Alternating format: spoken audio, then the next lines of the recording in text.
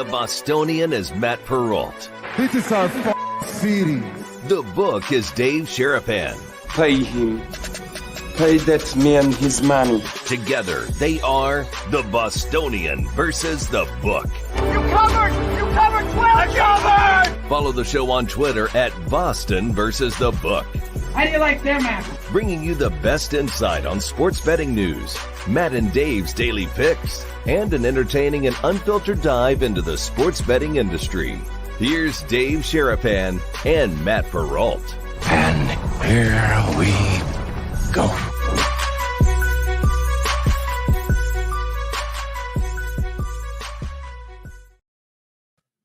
What's up, guys? How are you? Welcome into a Monday, very special Chicago week episode of the Bostonian versus The Book. Dave Sherapan and Matt Perrault.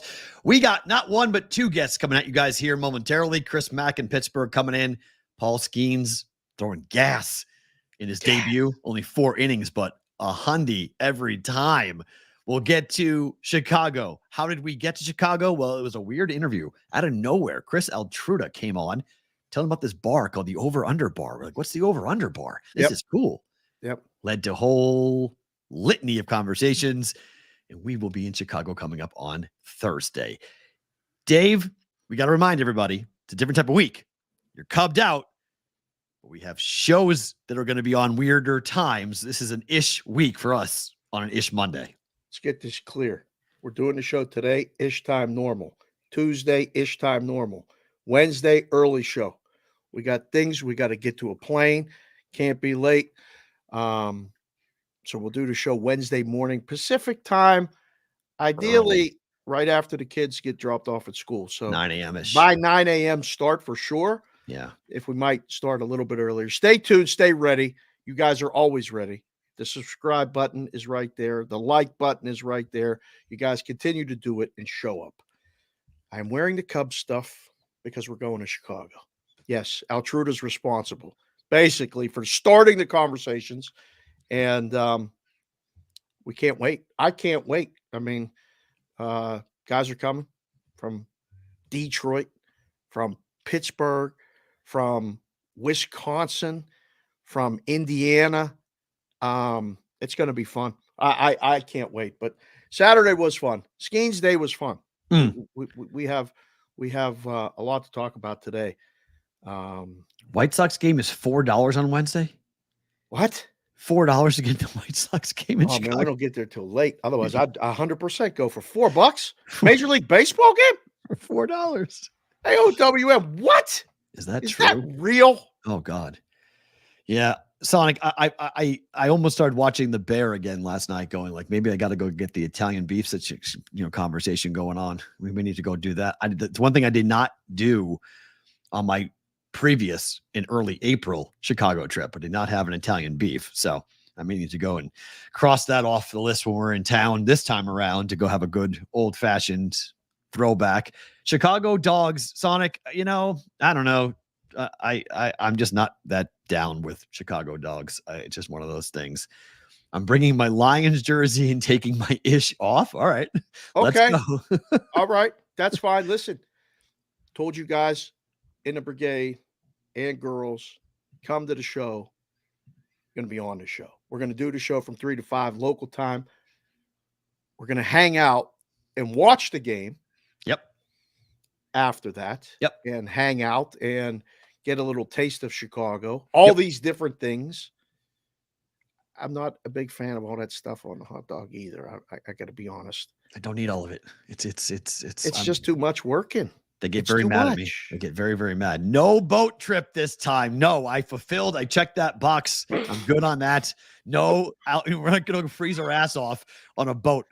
No. What's the weather going to be like? I haven't even looked. Nor have I. I haven't even looked. All I know is it's going to be 95 every day this week in Vegas. That's all I know. So, luckily, Amanda's not with us on this trip, so I don't have to go to the architecture. You don't have to go and do that. So. You've been MIA for 3 days. I was worried about I have. Why? You'll be more worried. I let you go. I was like, all right, maybe we'll have a lunch. I told you what we were free. I said, you want to go Saturday? We didn't hear from you.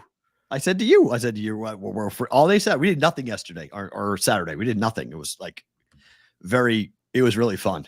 Like I figured you might be doing something Saturday, like nothing Saturday, but like by nothing, I thought something. And then I thought, well, I'm certainly not going to interrupt doing nothing to go have pizza or whatever. No, we went and had lunch. We went ate outside, and it was gorgeous. It was a great day, and went down, great. Showed her downtown Summerlin, and showing her the sights and the scenes and what's going on. So, it's all going to be it's all good. It's all fun. So then, no, but we are going to show you guys something that if you are going to come to Vegas, to Chicago with us coming from Vegas, how long were you at the store, Dave?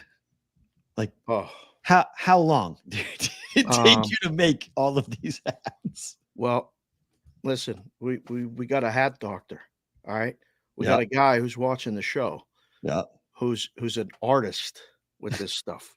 And my Sunday, Mother's Day, I was unceremoniously not invited to the Mother's Day meal with the wife, middle consig, little consig, and grandma, mother-in-law consig. And I was like, oh, wait, you're going out to eat? Great. Where are we going? You're not invited. Yeah. Hey, those look good. That guy Corbin is working. I have Corbin. If you're working today, we're going to see you. I'm coming down to get my hat made. We'll be there after the show. After the show, I'm coming down to make my hats for the trip today. This is the White Sox model. I'll have this one on when we get Altruda. Altruda like this one. This is the gray with the black. That's the one for the White Sox. And then this one, they got the city. Every team has different colors. So, I mean, if you're going to really play around with it. That might be the most of when I look at that, do I see Chicago? I look at that and see the Bulls. Like that's a Bulls hat to me. Like I saw that on the street. I'd be like, that's a Bulls hat. Bulls, Blackhawks. Yeah. 100%. Nah, Blackhawks. I don't see Blackhawks. I know they're the same colors. I don't see Blackhawks with that. I see Bulls, and that may be just where I am in terms of, how I'm not sure you're not even colorblind. I'm not sure. Sometimes you said this sometimes looks like orange. You're not good with the math. And no, it's your camera. Your camera that looks orange. That has an orange tinge to it. I know what it's supposed to look like. It's red. It's red. I know, but your camera look look this orange. One. This one. That's the Bears. This is the Bears. And see, when I went to go make the one for TJ, who's in Chicago, yes, they did not have that hat. They were out of that hat, so we made it white. We got a guy who might know. So I made it white. So I made the B's blue and the V orange. Yeah. To make it for the Bears. So you can do the alternative. We played around. I mean, like we that's went the with home this. team. That's the home uni. Uni. And I made the road uni. Right. Before. Yeah. And then, this one's for the Cubs. Yeah, that's straight Cubs. Yeah, I made that hat too. This matches this jersey like perfect. Yep. It's a good hat. But TJ's wife got that hat. Yeah, but a lot of people are concerned about like how you wear the hats, right? Like whether you wear them, your forwards, the flat bill, the curved brim, the this and that. We don't care how you wear the hats. I always used to say that in the book. I don't care if you're wearing a hat. I don't care if you're wearing a suit. Doesn't matter. Is your money good? That's all you need to know. Fair. So whether you wear the hat frontwards. See, that's the newest hook. I'm going down to get that today because that is sick. Wear the hat backwards like that is sick. Like I love that. That I am 100% making that today and wearing the hat backwards on Thursday's show. Sorry, Cowherd. Are you kidding me?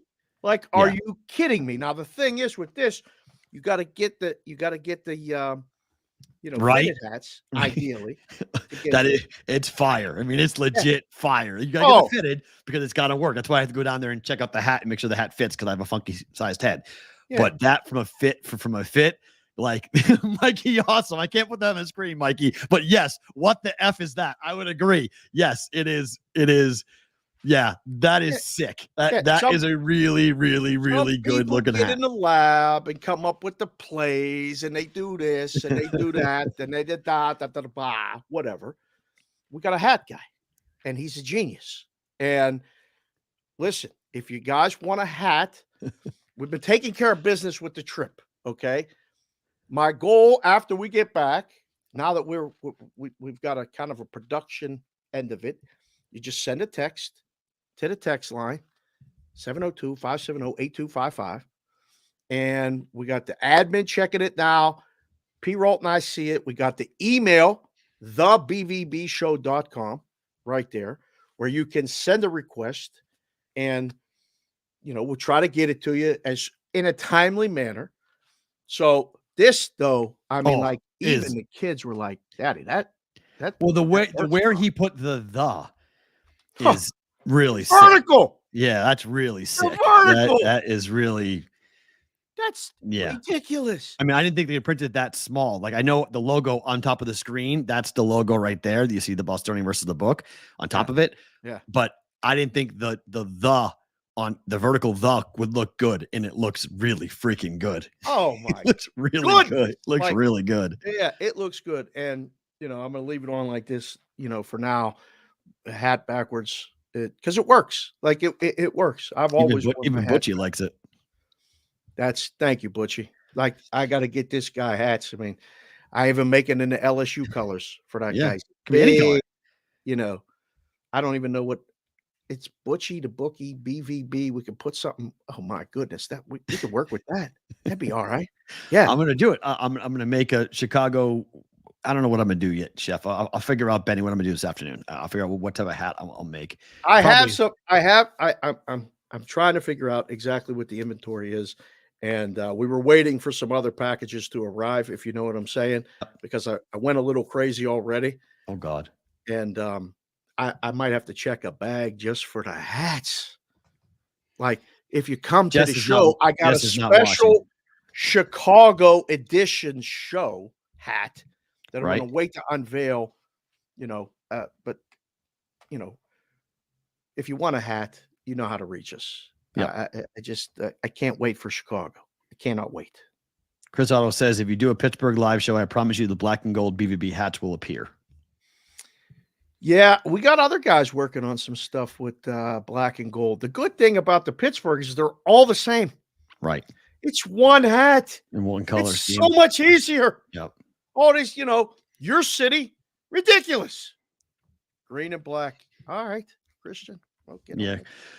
Green and white, black and gold and white, red, white, and blue. A different type of red, white, and blue, but more red and white. So, no, we're not flying Spirit. No, we're not flying Spirit. No disrespect to Spirit, but we're not flying Spirit, Roger. Not this trip. Not this trip, no. We're going to we're getting late, but Amanda's looking to get us hotels, so she's pulling some strings for us on hotels. So I'll tell you more about that later. Perfect. On that. So she's working on that today. So I was talking to her this morning. She goes, let me figure this out. She goes, oh, you guys go do the show. I'll tell you what I find afterwards. It's like, okay. This is good. We'll let her go and do that. So, Chef put banner 18 in green and white. Not bad. That's not a bad idea. Not a bad idea. Advance the ball a little bit far down the court. All right. Yeah. Calm down. So, super chats are always available, guys. If you want to have a conversation about anything, want us to talk about anything that's not on the rundown or we didn't get to, feel free to do that. If you're on the live YouTube chat, it's a little symbol. It's on the bottom left-hand corner. Click it. Tell us what you want us to talk about, and we're good to go coming up for that. So like I mentioned before, Chris Mack in Pittsburgh, Chris Altruda in Chicago. Chris Mack will be on here in about 5 minutes. So before we do that, what happened this weekend? I just need to talk quickly about the Bruins. I just need to talk quickly about. Hold on. Got to get the listing glasses. I just need to talk about this. Just get it out. I mean, breathe. I'm actually not angry. Okay. I'm not. Okay, I'm just very. I'm frustrated about the NHL, the inconsistencies that are going on right now that are being exposed by blatant breaking of the rules. Oh boy! Like, how does a video of Sam Bennett punching Brad Marchand in the face, knocking him senseless? How does that video where it shows the punch, how does that surface an hour before the game starts for game 4? It happened in game 3. TNT was like newly uncovered video that we just saw. Here is Sam Bennett punching Brad Marchand in the face. The league did not have this video shot when they went through the rules assessment to find out whether Sam Bennett should be suspended or not for game 4. I mean, it's ridiculous that was actually uttered out loud. And then it got even worse because somebody has to tell me how in the holy hell the goal in which he literally pushed McAvoy into Jeremy Swayman with kind of a cross-checking motion, hits him, kind of takes the puck, scores the go-ahead goal, which ends up being the game-winning goal, and it doesn't get overturned. No.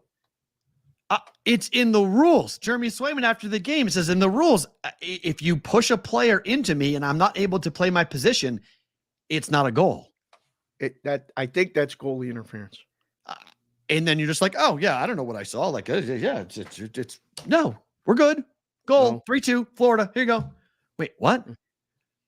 How that happened and how the NHL is just sort of like gone allied. I don't know what's going on, but this is, I think, many people in Boston. I'm not angry. I'm frustrated. I would agree. I'm the same way. I'm not angry. I'm frustrated. Incompetence of the officiating and absolute incompetence in the Bruins and all three phases of the hockey game. Sure.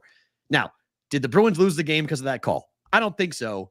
No, but it was still they annoying. didn't get no shots on goal, P-Roll. No, they got dominated. Second and third periods dominated, but you blow a lead, you blow a 2-0 lead in a game you had to have.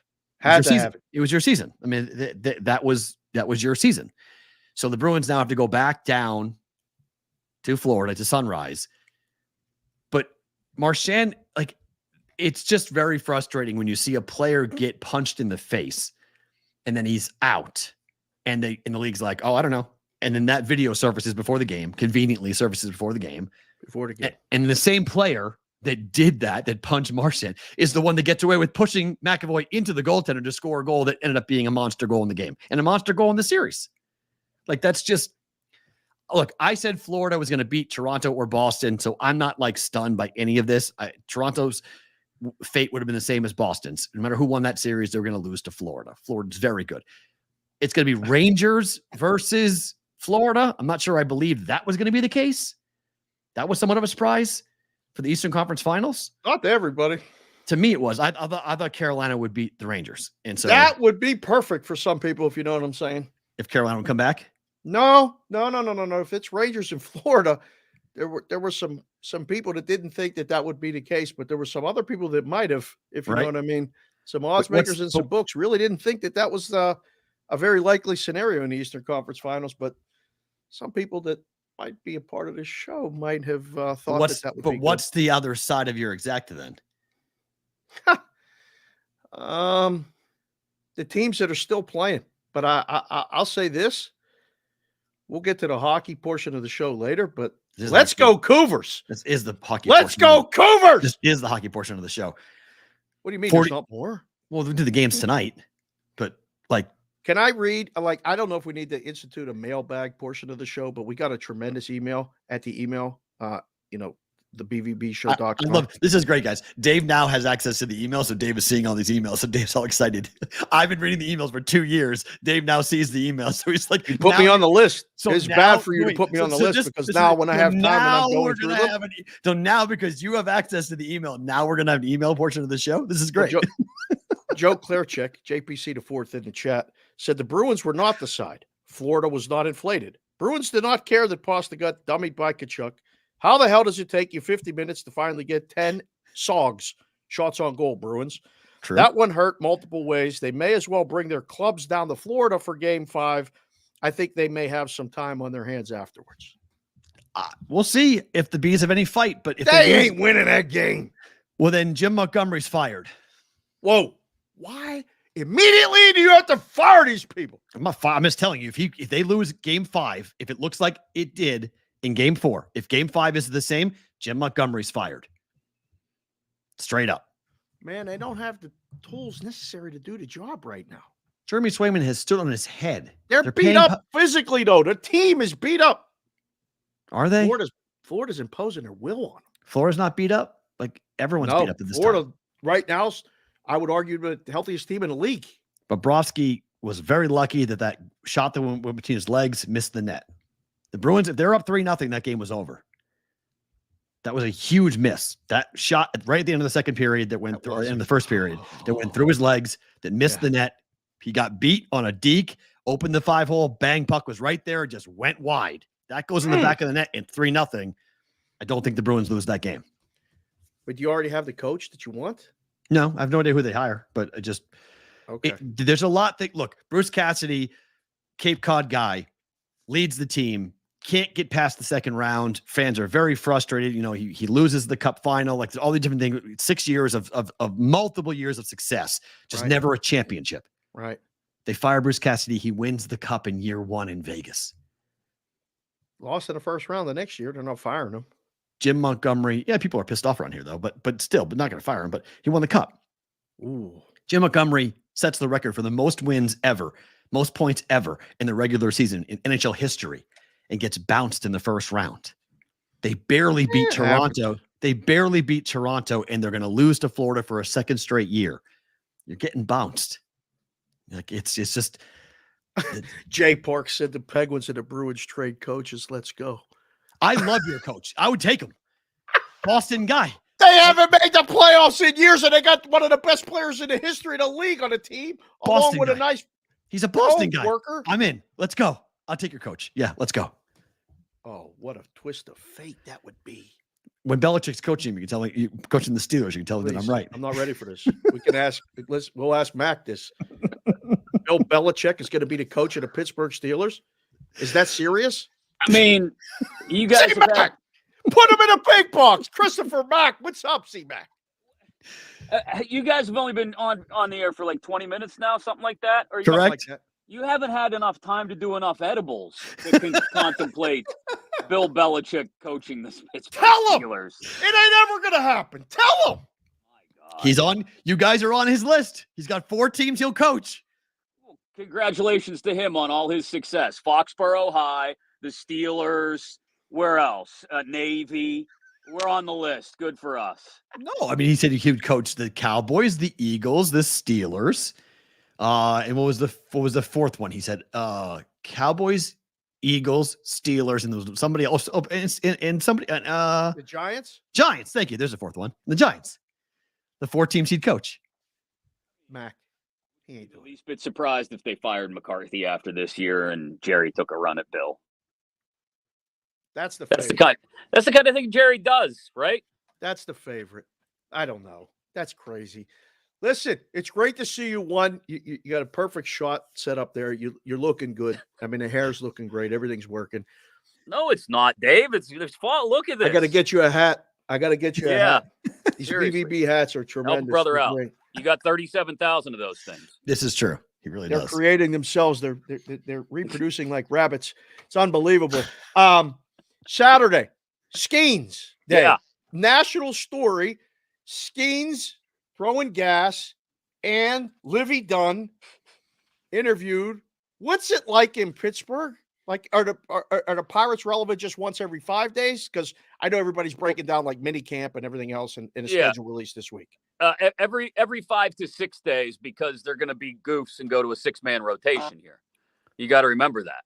Okay. Yeah. Oh. You can't make this up. They've got 3 off days in the next 23 days, and they still want to go to a 6-man rotation because it's important we get Quinn Priester those starts. So wait a second. So does that mean that Skenes is pitching Friday? Yes. Yeah. In Chicago? Wow. Yeah. The universe is working. Guess I thought we We're discussed gonna this be in earlier. Chicago. You get Jared Jones on Thursday afternoon game, and you get Skenes on Friday night. Like all the old style in Chicago. I mean, this is big. It's Friday day, not Friday night, day right? game. We got a Friday Friday day day game. game. oh, is it a day game? Okay. Yeah. Skenes during the Perfect. day. Even better. That's perfect. Oh yeah, because I have a flight Friday night, so we're going to the game Friday, so that's important. Yeah, he's leaving Friday. That is I'm Friday leaving night. Saturday. So Mac, what was it like Saturday? It was the longest game in the history of baseball. It lasted forever.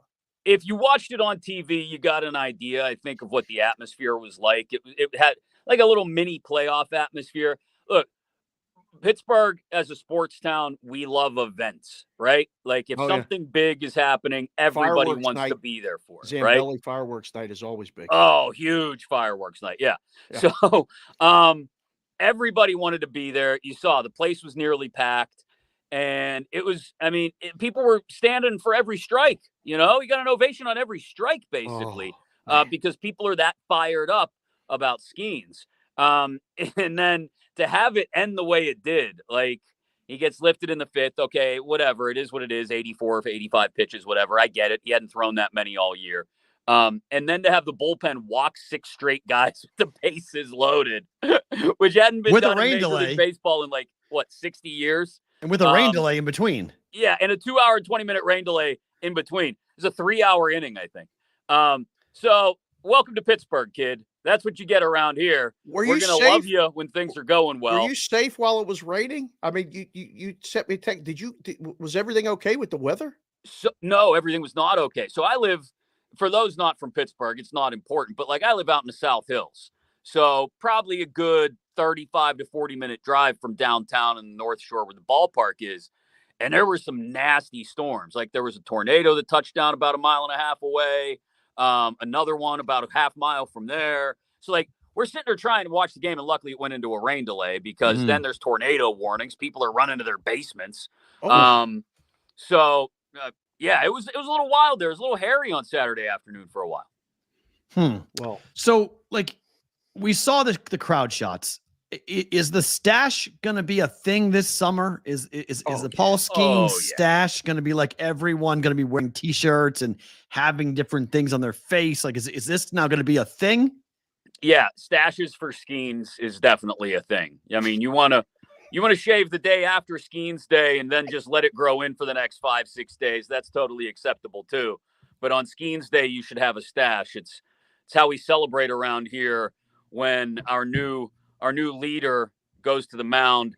You celebrate by growing a stash, finding your favorite Livy Dunn pictures on Instagram, know, all the right things. All the right things. Is this going to help the team win more games? Come on. Look, we got to get the 500. They won Saturday, Dave. I mean, they lost part Sunday, of it was they lost Friday. I mean, it's just painful. I mean, look. Come on. Two of the guys in their starting lineup are hitting under 200. I mean, that's the problem. The problem ain't the pitching. The pitching, actually, you look at this rotation, it's actually not bad at all. You got Skenes, you got Jared Jones, old taco meat. That's why I wore the V-neck today to celebrate. Nice. Good work. You got Jones letting the chest hair fly. Yes. You got Mitch Keller, who gives you a solid start more often than not. Martin Perez has been pretty good to start the year. And then, Bailey Falter. Even yesterday, Bailey Falter only gives up 2 runs in the first, but they can't give him any run support. No run support. He's been good. Can't hit. The only guy in a rotation that really sucks is Priester. You've got 5 good starters. In some cases, great. I saw something, Skenes threw, I think, 6 pitches it was. At least 6 pitches, 101 miles an hour or greater. You know how many starting pitchers in the major leagues this year have thrown pitches 101 or hotter? 0 this year. He's the only one. He's the only one. He threw half a dozen of them on starting pitcher, right? Yeah. We went over his K-prop, and that's what everybody was on. I mean, the K-prop talk started 2 days before when they announced it. He was starting. So books are going to have to adjust the K-prop, right? Right. So I think automatically you go to 7.5, right? Yeah. And you juice it to the over. Yeah. And you wait to see what happens if they're actually going to let him throw more than 85 or 90 pitches. And if he can get more efficient, right? Because that was part of the problem. He was walking guys, he was going deep in counts, and, strikeout pitchers throw more pitches to begin with. And then once you start going deep in counts, putting guys on base here and there, I think he plunked a guy at one point. Then you really, rack up the pitch count. If he can go 6 innings on, 90 pitches, I mean, that's where you start to run it. You're getting 18 outs.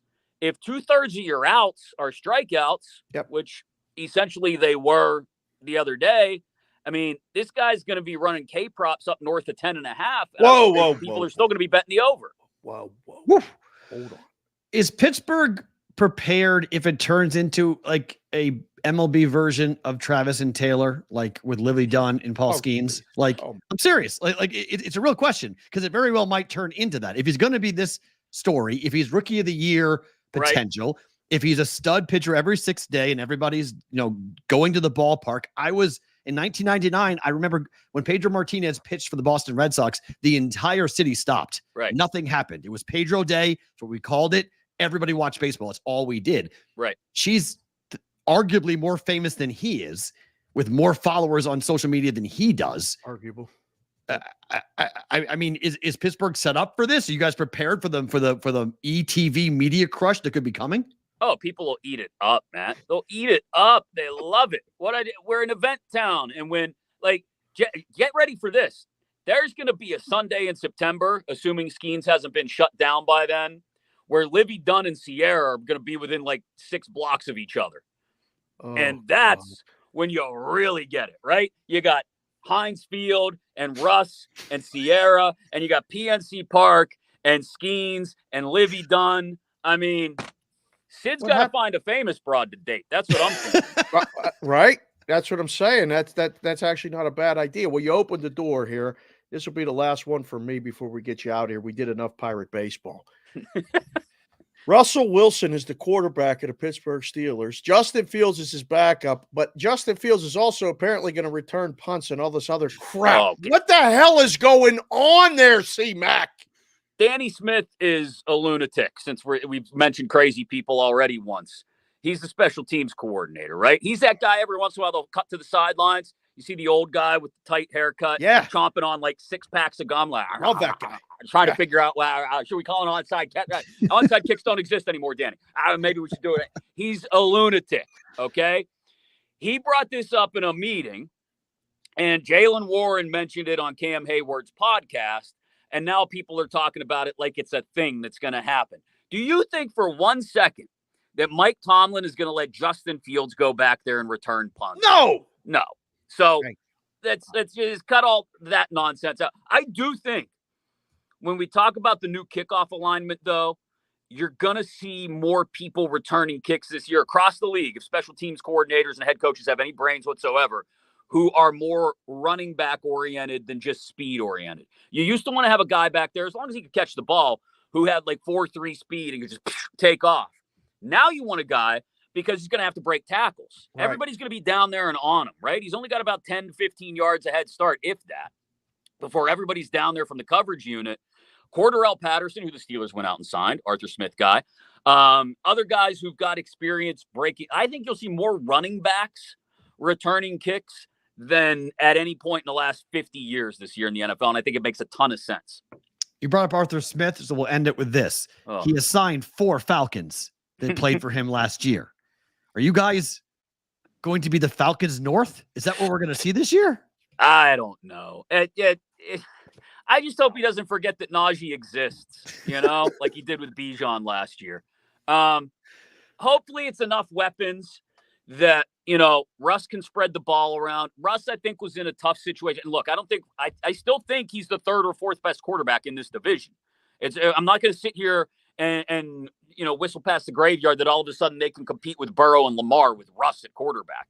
But I will say this, if they've got enough weapons laid out around him that he's not feeling like he's got to pump the ball to Jerry Jeudy and Cortland Sutton constantly, which I think he felt like last year, because who else did he have making plays last year in Denver? Then I think they're in a decent spot. They are light in the receiver room, and I don't like that. They got George Pickens and a bunch of slot guys and nobody else to really line up on the other outside spot at receiver. I'm concerned about that, but they got 16 tight ends on the roster. Pat Freiermuth, my Cole, not your Cole, my Cole. They got the little Hayward. They got who else? Maybe the little Mac. The little Mac got good hands. Yeah, they got 16,000 tight ends. So I suspect we get a lot of 12 personnel. Heck, they'll probably go 3 and 4 tight ends down on the goal line and really get goofy. And we'll get Arthur Smith offense. And they'll hope that they can get away with winning games, 21 or 23 to 17 to 20 or to 20. It's still going to be they're still going to need the defense to step up and have a big year. Chris, great to see you. Thank you for coming on. Too, we guys. Appreciate it. We'll talk to you down the line. Hey, all right. Tell the people where they can find you, C-Mac. What's your Twitter handle, and what's that other gig you got going on? I got a million things going on, brother. At the Chris Mack on Twitter or X or whatever you want to call it. Same thing on Instagram too. BetQL Network every single morning, Monday through Friday, 9 a.m. to noon Eastern. which is in the Odyssey app and on Twitch and all those places, YouTube. And then, Twitter. You know, I play country music in the afternoon now because whatever the bosses want me to do, that's what I do. Country music DJ, baby. Yeep and ha. Chris Mack in Pittsburgh joining us here on BVB. Good to see you, bud. Appreciate your time. We go from Pittsburgh, we go directly right into Chicago. Right to Chicago. To Chris Altruda from Sports Handle. What's up, Chris? Good to see you again. And for those of you guys who don't know the story, let's tell it quickly. Yeah. So Chris writes this unbelievable article about a bar called the Over Under. And Dave's like, this bar is really interesting. What is this bar? Read the article. I'm like, wow. He's like, let's get Chris on and talk about it. Like, okay, we put you on. We have a conversation. Our brains start going. We start thinking. We meet a guy who owns a company called BetCaddy. Guy says, hey, I saw the interview with Chris Altruda. I know Over Under people. Do you guys want to do a show from there? We're like, I don't know. Let's go talk to Circa Sports in Illinois. Is like, hell yeah. Let's bring BVB. Chris, you're the reason why we're going to Chicago. Your article started this whole thing. So at the top, thank you for writing the article about the Over Under bar in Chicago. Look at me being important and things. Well, that just means we can do a shot of Malort there. well, listen, that's good. And again, yeah, we thank you. This one is the one you want, right? You like this one? Correct. Okay. Yes, that is the one I would like to pilfer from my roommate at the very least. Okay. Yeah. So Altruda, you're on the list for the hat. Now, you said you're important and everything, and you helped get us to Chicago. Can you at least get the handle numbers reported right, please, sir? I've been following. What have you been doing what are they doing with these handle numbers? Specific to what? There's 35 states going on. So yeah, no, I'm like the handle numbers. How hard is it to report on the handle numbers, just in general? Because like I'm watching you, and then you're like, oh, I digress. I messed up. Okay. Oh, New York. All right. So okay. Yes, I'm watching what's going on. New York handle. Right, so this is what happened with New York. I'm just watching it on Twitter, where a lot of people will follow you at. There's your Twitter handle right there. But how hard is it to report on the handle numbers from books? Okay. So this was the thing. New York's accounting methods are based on when the revenue is collected every week. So the last week of March, the last day of betting, it was Saturday to Sunday was March 31st. Right. They collected the revenue on April 1st.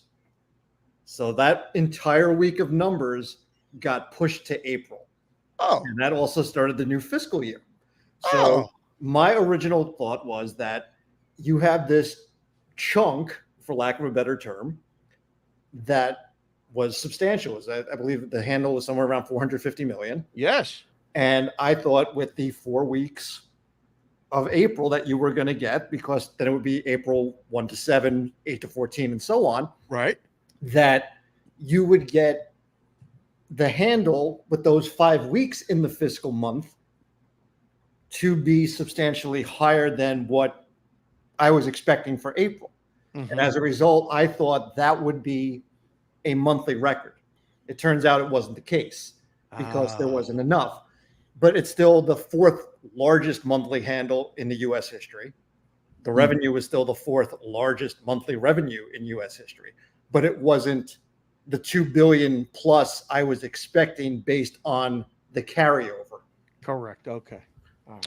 Chris, do you believe, speaking of handle, do you believe that there's going to be a sizable marketed, trackable number increase in WNBA betting with Caitlin Clark playing for the Indiana Fever coming up this week and beyond? I think the general answer is yes. I think the specific answer is a lot harder to determine because there are so few states that will break out numbers even into general sport categories of basketball. And now you're asking them to do another subset of WNBA. So it's going to be a difficult breakout. There may be some that show the initiative to do it. I would like them to do it, but at the same time, in some respects, you're kind of like Oliver Twist, please serve more numbers kind of bit. And if they do it, it would be great. If not, I understand from their point of view because a lot of these state agencies are at the very least designed to comply with state regulations and not go further unless they're required to. Correct. So I don't blame them if they don't, but it would be great if they did. Yeah, I can tell you from the book standpoint, there's zero chance that they'll do it. and forced to do it. Right. And then getting them to break down, men's basketball and the women's basketball will then result in then having probably to go to college basketball to then going into props. And once you make more sub menus and stuff like that, not that it can't be done. It's not that hard to do from the back end with most systems, but they're probably not going to do it. They're a dog to do it. You're probably going to have to dig deep and work. You've been digging deep too down in Alabama. There's been a little bit of discussion. We got a lot of people that, watch the show. Well, they don't show up on Fridays though in Alabama, but Alabama was one of those states where it was like, are they going to do it? Or are they not? Are they going to do it? Or are they not? And P. Rolt's got a lot of ties to Alabama.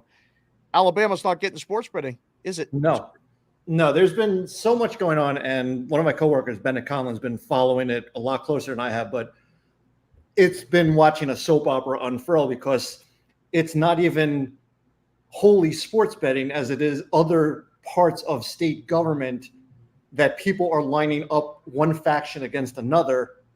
And if you don't support this, well, we're going to come, it's almost like, retaliatory at this point. If you don't support this, well, we're not going to support sports betting. And when you have to hit that magic number in terms of legislators needed for approval, and you lose that magic number, you're never going to get it legalized.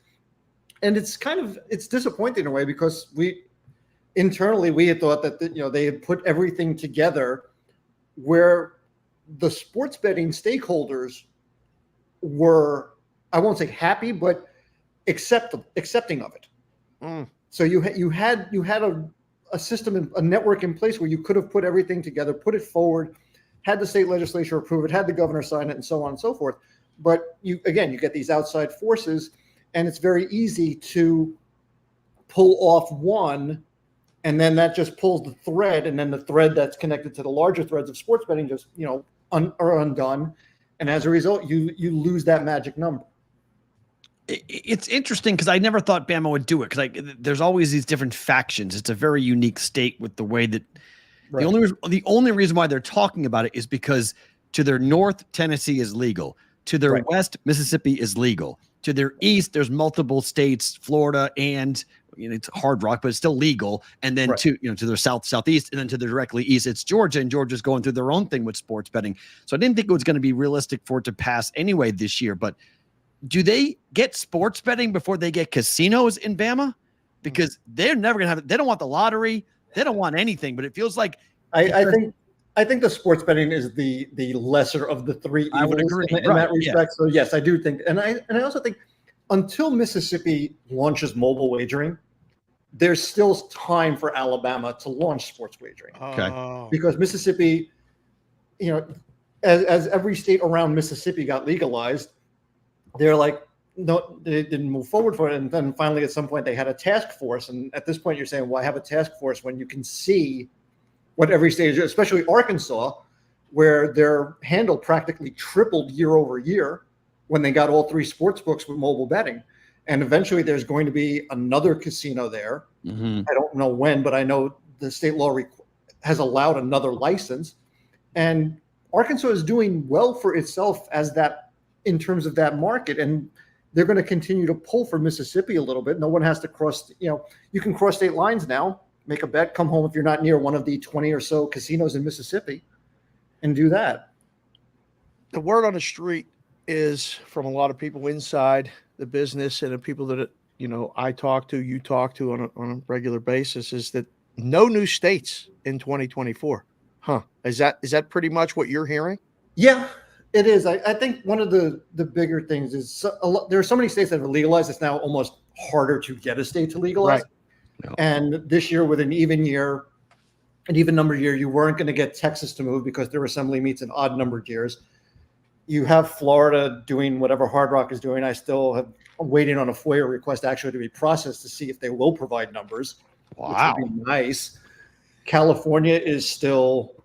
The tribes in the books have to come together. There were some olive branches offered, but at the same time, that's a process that's still closer to the beginning than it is to the end. And the few states that are outstanding right now, some have tribal gaming, like Washington, like New Mexico. So there's not very many states left where commercial sports wagering is going to be lifted. I think the bigger issue is whether or not these states can get internet casino gaming, which has been the other one, because that is now what states are starting to recognize is that it's a more consistent tax stream revenue than sports betting, because sports betting is subject to the whims of results. iGaming has proven to be more consistent in terms of revenue generation for operators and in turn tax revenue for states. Chris, Sports Channel, you guys wrote an article that Dave and I touched on last week about a proposed television series on the Shohei Ohtani Ippei interpreter saga, controversy, story, whatever it might be. Do you think this thing ultimately gets made? Like, are we going to see this as like a made-for-TV either show, movie in some form or fashion? Because, like, is that going to be in retrospect, or are they going to tell us stuff that we don't already know about what went on with Shohei and Ippei and everything else with Vegas?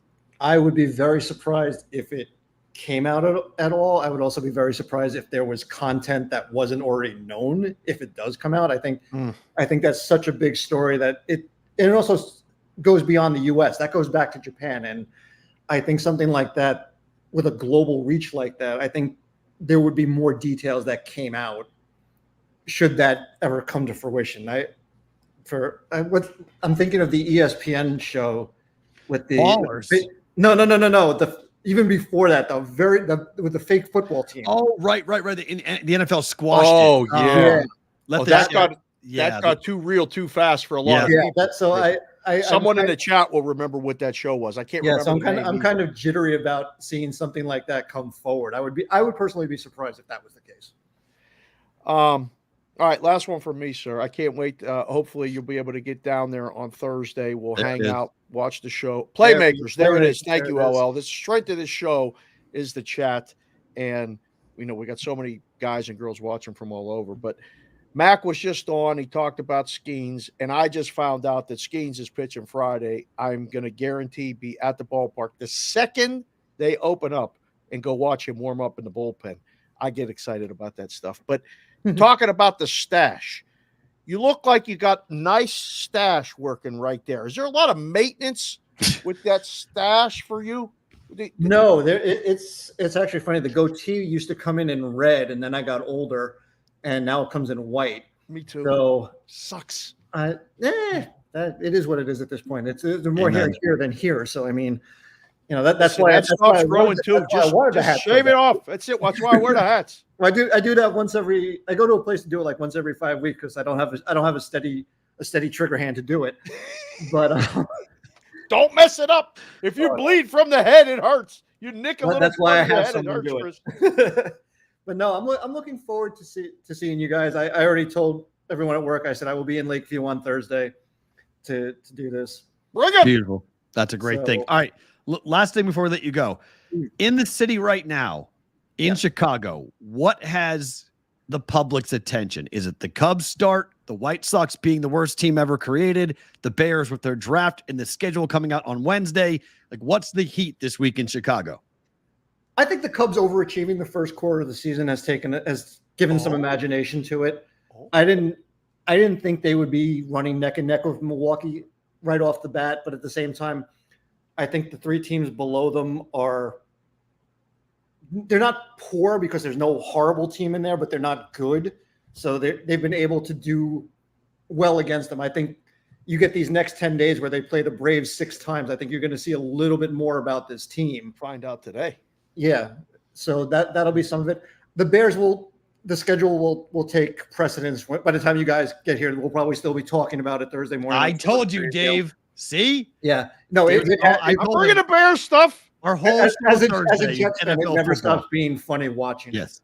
I mean, all going to be NFL. Yeah. NFL schedule, Bears schedule. Yes. We'll go through all of it. Lions schedule, Packers schedule, Vikings schedule. Yeah. Vikings schedule. Full NFC North show. Yeah, all of it. We'll have a week by week when they'll start putting together when they can clinch scenarios by like week. Chris, stop. Time. Oh my God. Told you. That's what they say. Baseball, please. We're doing football. Baseball will be there, but football. Chris, can't wait to see you on Thursday. Thank you, sir. We appreciate it. Thank you. Talk in a couple of days. That is Chris Altruda joining us here in the Bostonian versus the book from Sports Handle. Good to get him on the program, talking about everything happening. We will be in Chicago coming up here on Thursday. We will be there. We will be live. We will be there at the Over Under Bar in Chicago. Thanks to Circus Sports Illinois, Bet Caddy, and the Over Under Sports Bar. It is on Halstead Street in Chicago. We are going to watch the Cubs and the Pirates game on Thursday with you guys. So the show is a pre-Cub game show, 3 to 5, but the game's at 6:40. So you come. If you can't get to the show, say, guys, I got to work. I can't get there till 4:30 or 5 or whatever it might be. That's fine. We're going to be there for pretty much the entire night for the whole Cubs game. After that, I don't know where we'll go. I have nothing to do. There's no show on Friday. Okay. So we're show's going to be at Wrigley Field with Skenes Day. I wish I could grow a big full mustache before then. Let's go buy one and just have it to be there. So we'll do that. So who knows what's going to happen on Thursday night? I don't know. Friday we'll be all up. We're going to figure out if we're going to the game, how we're going to the game, where we're sitting. I have no idea. We'll figure that out later, but we should be at the ballpark, and then who knows? We'll maybe do Twitter Spaces or something or other. I don't know, but we'll do that on Friday. So no show Friday because of Skenes Day, pitching Cubs Day game at Wrigley Field. So if you're in town Thursday night, we're going to be there for a while. It's going to be a lot of fun. So hope to see all you guys there. And over under of how many make it to the game? I think a pretty good number of us will make it to the game, to be quite honest. On Friday? Yeah. I mean, if the one guy comes through, supposed to hear today, might be a group area. We can all go watch the game together. You're going right to the airport after. Yep. I'm going to just let the wind blow and see where it takes me. Is brother Dan coming? Brother Doug is not coming. I was just informed of that yesterday, so he's out. So, he's still on the fence. He may just show Friday for the game. He can't come Thursday. Okay. But I said, if you can get there and come to the game and then hang out with me Friday night, that's fine. And then he can go back. I don't know yet. We'll see. But we got Lou's coming. I know that. Raymaker Lou's coming. And there's a lot of people who are coming. I mean, he's representing Vinny Kotowinski coming up. Wife. Did we hear about Todd? Is Brommelkamp coming? He's MIA right now. I don't Okay. know. I'm trying to smoke him out on the Twitter. Need Brommelkamp there. Do we have a video clip from Wrigley on Friday? What does that mean, CBW? What do you mean? Do we do a video clip? I don't know. Yeah, of course. Yeah. We'll do pictures. We're gonna do a lot. I mean, when I went there, I had 2 BVB hats, took a bunch of pictures. We'll take even more BVB hat pictures. You know, and also, like, I don't know who's gonna walk up and see us. Like, that happened to me twice at Wrigley Field. Like, Amanda thought I was something in the world. Like, I had 2 random people walk up to me and be like, Matt Peralt, I love BVB. Just random out of nowhere. I was like she thought I was just like, she was like, is this normal? I'm like, this is not normal. I'm in Chicago and random people are walking up to us and talking. And I just looked down in the chat. Stevie Anderson, Mr. Anderson said he'll be there. He's flying in Wednesday. What the hell's going on? This is going to be tremendous. This is going to be great. I can't wait. So it's going to be one of those deals. It's going to be an interesting situation for us to go and see how it's going to all unfold. And, I'm excited to see the city in the spring because I saw the city in essentially wintertime. Like, it was April, but it was basically winter. So I'm excited to see that. What's the advanced weather forecast? We got somebody in the chat. Weather's a big part of it. CMAC was in tornado warning on Saturday. I'll tell you right now, because it's I think it's going to be nice. I still have Chicago on my phone, so as fate would have it. So the high on Wednesday will be 64 degrees. There is a 35% chance of rain on Thursday. That's with fine. a high of 73. Okay. Friday, partly sunny with a high of 74. Okay. And then Saturday, Sunday, if you're sticking around for the weekend, high of 80, high of 85. You're getting straight summer in Chicago for Saturday, Sunday. So beautiful weekend on tap. And sometimes the weather can move up a little bit. Maybe we'll get, because it's raining today in Chicago, 100% chance of rain. That's fine. Chicago. There. That's good. No. So get all the rain out of the way. Tuesday, 80% chance of rain. Okay. Wednesday, 64 high, and it's going to be sunny. And then we're going to, mid 70s, rolling. So looking forward to seeing all this. It's going to be fun. I'm excited to check it out. So yeah, it'll be fun. It's not somewhere that close to the lake. Fine. I'm assuming I'm going to be cold, JR. I was freezing. I got to pack the cold gear. I wasn't prepared to pack the cold gear. Now, remember spring in New England, in Pittsburgh? Remember what spring was like when it was 70 degrees? It said 70, but it didn't really feel like 70. I'm soft too. Right? I'm going to be all bundled up. Oh, yeah. I ain't bringing a damn BVB beanie, though. I ain't going to be that cold. AOWN, send me a DM on Twitter. I'll hook you up with some places to go for food in Omaha from over the long weekend. Yes, Punch Drunk. Cold gear. Yes. At least long sleeves and jeans. The long sleeve stuff. Sleeves and jeans. Yeah. Listen, I had to pack for the softball for 9 years coaching the kids. You packed the hot uniform, the cold gear. You had to have stuff all the time.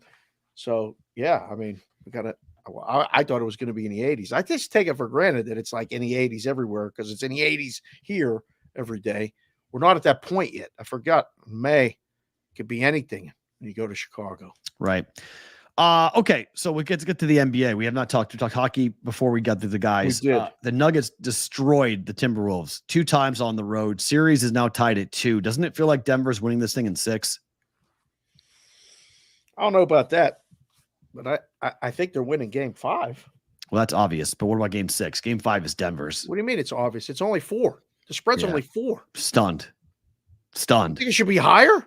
Yes. Well, I mean, game 3 was an anomaly. I mean, the blowout's a blowout. Game 4 was competitive for a while. Really? At halftime, they're down by 13 points at home. It was a late run. I mean, that bomb. Did you see that shot? Of course. I watched it live. Did you see him look down? That was great. It was right from the broadcast. It was awesome. Right from Harlan, who was just like looking at Kevin Harlan going like, what? Like, it's ridiculous. I mean, it was a 5-point swing. Dunk, intercepted pass, half-court shot. Bam. That's what I mean. That was an 8-point lead that was, became 13 because of that. But I don't know. I mean, I don't want our Minnesota people getting upset. But is it officially baseball season now in Minnesota? It's a wrap. You're saying it's over in 6? I think somebody woke the Bear up. Oh, nobody likes that unless you're the Bear. Defending champ went like, oh, right, we're the defending champs. Let's go play basketball. Like, that's what that was to me. I saw an unbelievable stat, and I wish I would have, because I'd love to attribute it to the people when I see it. Right.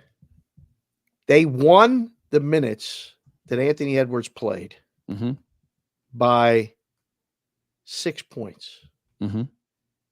He didn't play for 5 minutes of the game. Those minutes, they lost by 13. In 5 minutes that he wasn't on the court. Something like it was either 5 when they were up 5 with him in, and they were plus 5 and they were minus 13. He's got to have one more of those games in him, no? They can't. So you're saying it's done. That's it. Look, I hope I'm wrong. Series price is minus 160. Yeah, I hope I'm wrong. I don't see Minnesota. They now know they're not as good. Denver's the better team. When Denver wants to play the way Denver's capable of playing, and Denver lost 2 games at home in this series. They are not losing another game at home in this series. So maybe you get 7 because Minnesota wins game 6. Right. But that's why I don't think it's, I mean, I'm not ready to say it's Denver in 6, but I think, and I believe this from day one, I believe this even going into game 3. I said Denver's winning game 3. I said it here. I said it cash considerations. I said it on Sports Grid. I believed it. If they knocked them out in game 3, then I thought, okay, that's a wrap. That's going to be tough to win 4 in a row. But they won game 3 and kind of, I don't know if it was a donkey kick in the nuts, but they announced their presence with authority. Carried it over to game 4. And now they're going Twins home? are good. The Twins are good, though. They are. It's baseball season. The Pacers annihilated the Knicks again in game 4. Oh. Without OG, Knicks are in deep trouble. Uh-oh. Deep trouble. Hello. Where's the Bing Bong now? Huh? Bing Bong Missed the busted. train. Yeah, Bing Bong. It's Bing Bong busted. It's bye-bye. Go New York, go New York, go what? Home. Go home.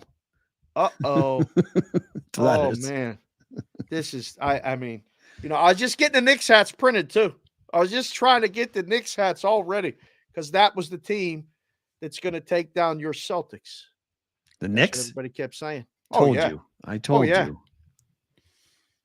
They may not even take down the Pacers now. I don't think they're going to. They're tired.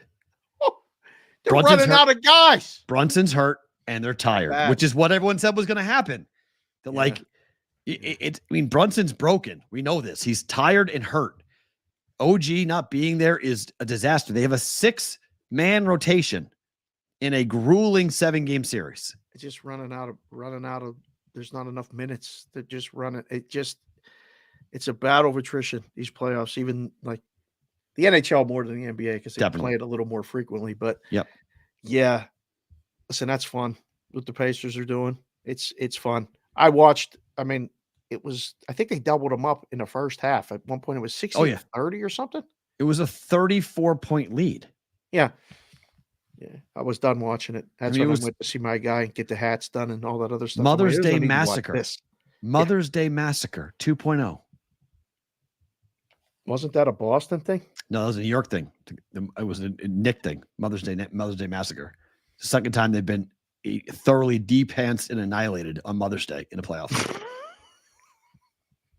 I love the deep pants line when you use that, when you go to that. Give the boys and girls something to vote for. Put it in the chat. Who wins this series? I want to see the percentage. God. Knicks fans, Knicks backers, I want you to show yourself. You came strong. You came real strong when it was up early. Do you still think the Knicks can win? Who's winning this series, Pacers or Knicks? Go vote in the chat right now because there's not a lot of people that think they can, P-Roll. The only thing that's going to help them is to get OG back. They get him back, they got a shot.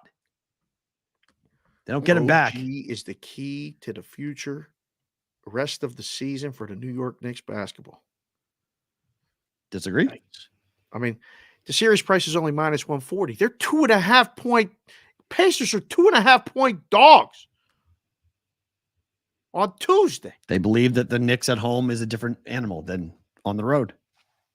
Did you post that poll? I didn't see it. Yeah, it's there. I missed it. Damn it. I got to find a way to pull 69% are on the Pacers. Oh, there we go. Okay. Who wins this series? 69%? Mm-hmm. Do the Pacers have to win game 5 to win the series?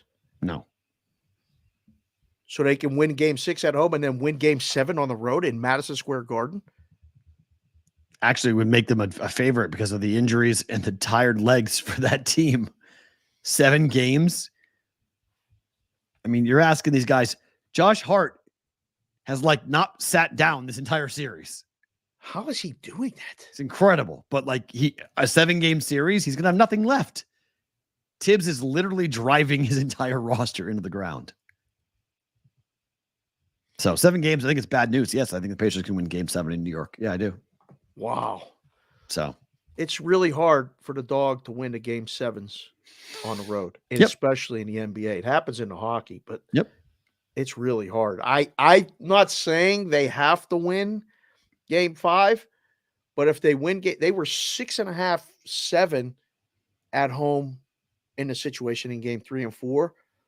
They're going to be a significant favorite, at home in game 6. If they win game 5, boom, it's a wrap. Yeah, I would agree.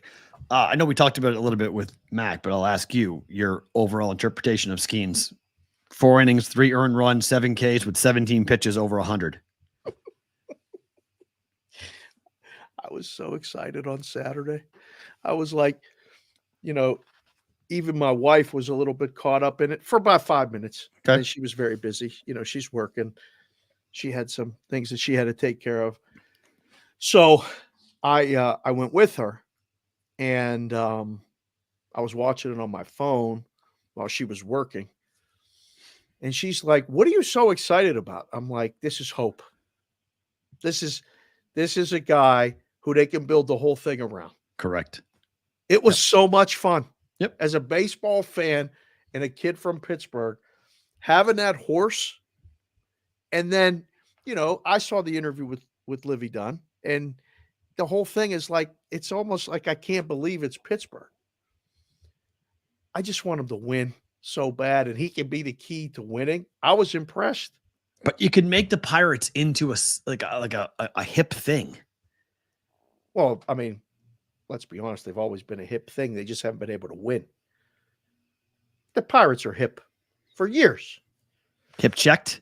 What do you mean 1979, We Are Family. They brought disco and a World Series together. Disco brings people together. Dave, 1979 was a long time But they had the cool uniforms. Doesn't matter. You can't call them hip in 2024 if you bring up 1979. For baseball fans, like go back. Why? Because baseball fans are older than you and me? That's why. But baseball doesn't want that. They want young people. They want Abercrombie and Finch wearing kids in the crowd. That's what they want. Well, listen, they got the guy throwing 100. Wearing. He's got a great stash. And he could be, the kids like him. Like this could be a thing. And Livy is more famous. I don't even think it's a question. Not even a question. Not even a question. Chef, actually not true. Go look at their new campaign.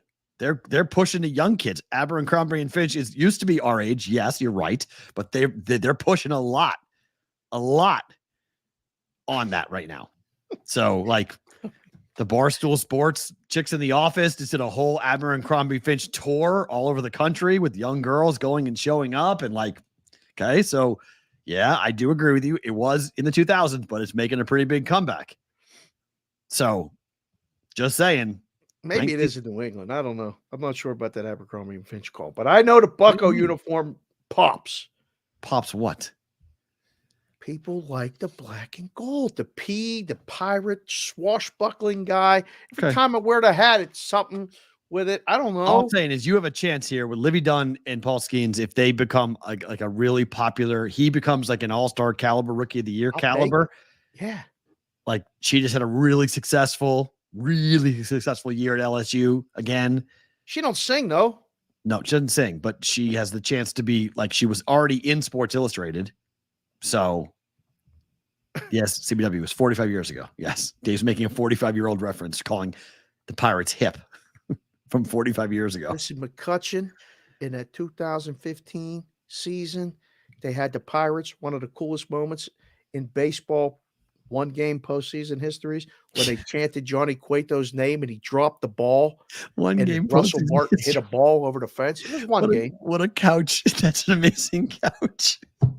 It's an amazing couch. In the one-game history, we've had the one-game playoff like for 10 years. Well, no, I know, but like, yeah, but that's recent history. You want recent history? Look, they've only been there twice. I'm doing what I can for the break. Oh, that's great. That's true. I'm doing what I can. Got to get over 500. I love this team. That's too good. Oh my gosh. Trying to get us to do a show from that left field bar at PNC Park. I'm in. When did the Red Sox play there? Let's go. Let's do Red Sox. Let's go. Watch your ears, boys and girls. Hey, why didn't you fire? It didn't fire. Hold on. Reload.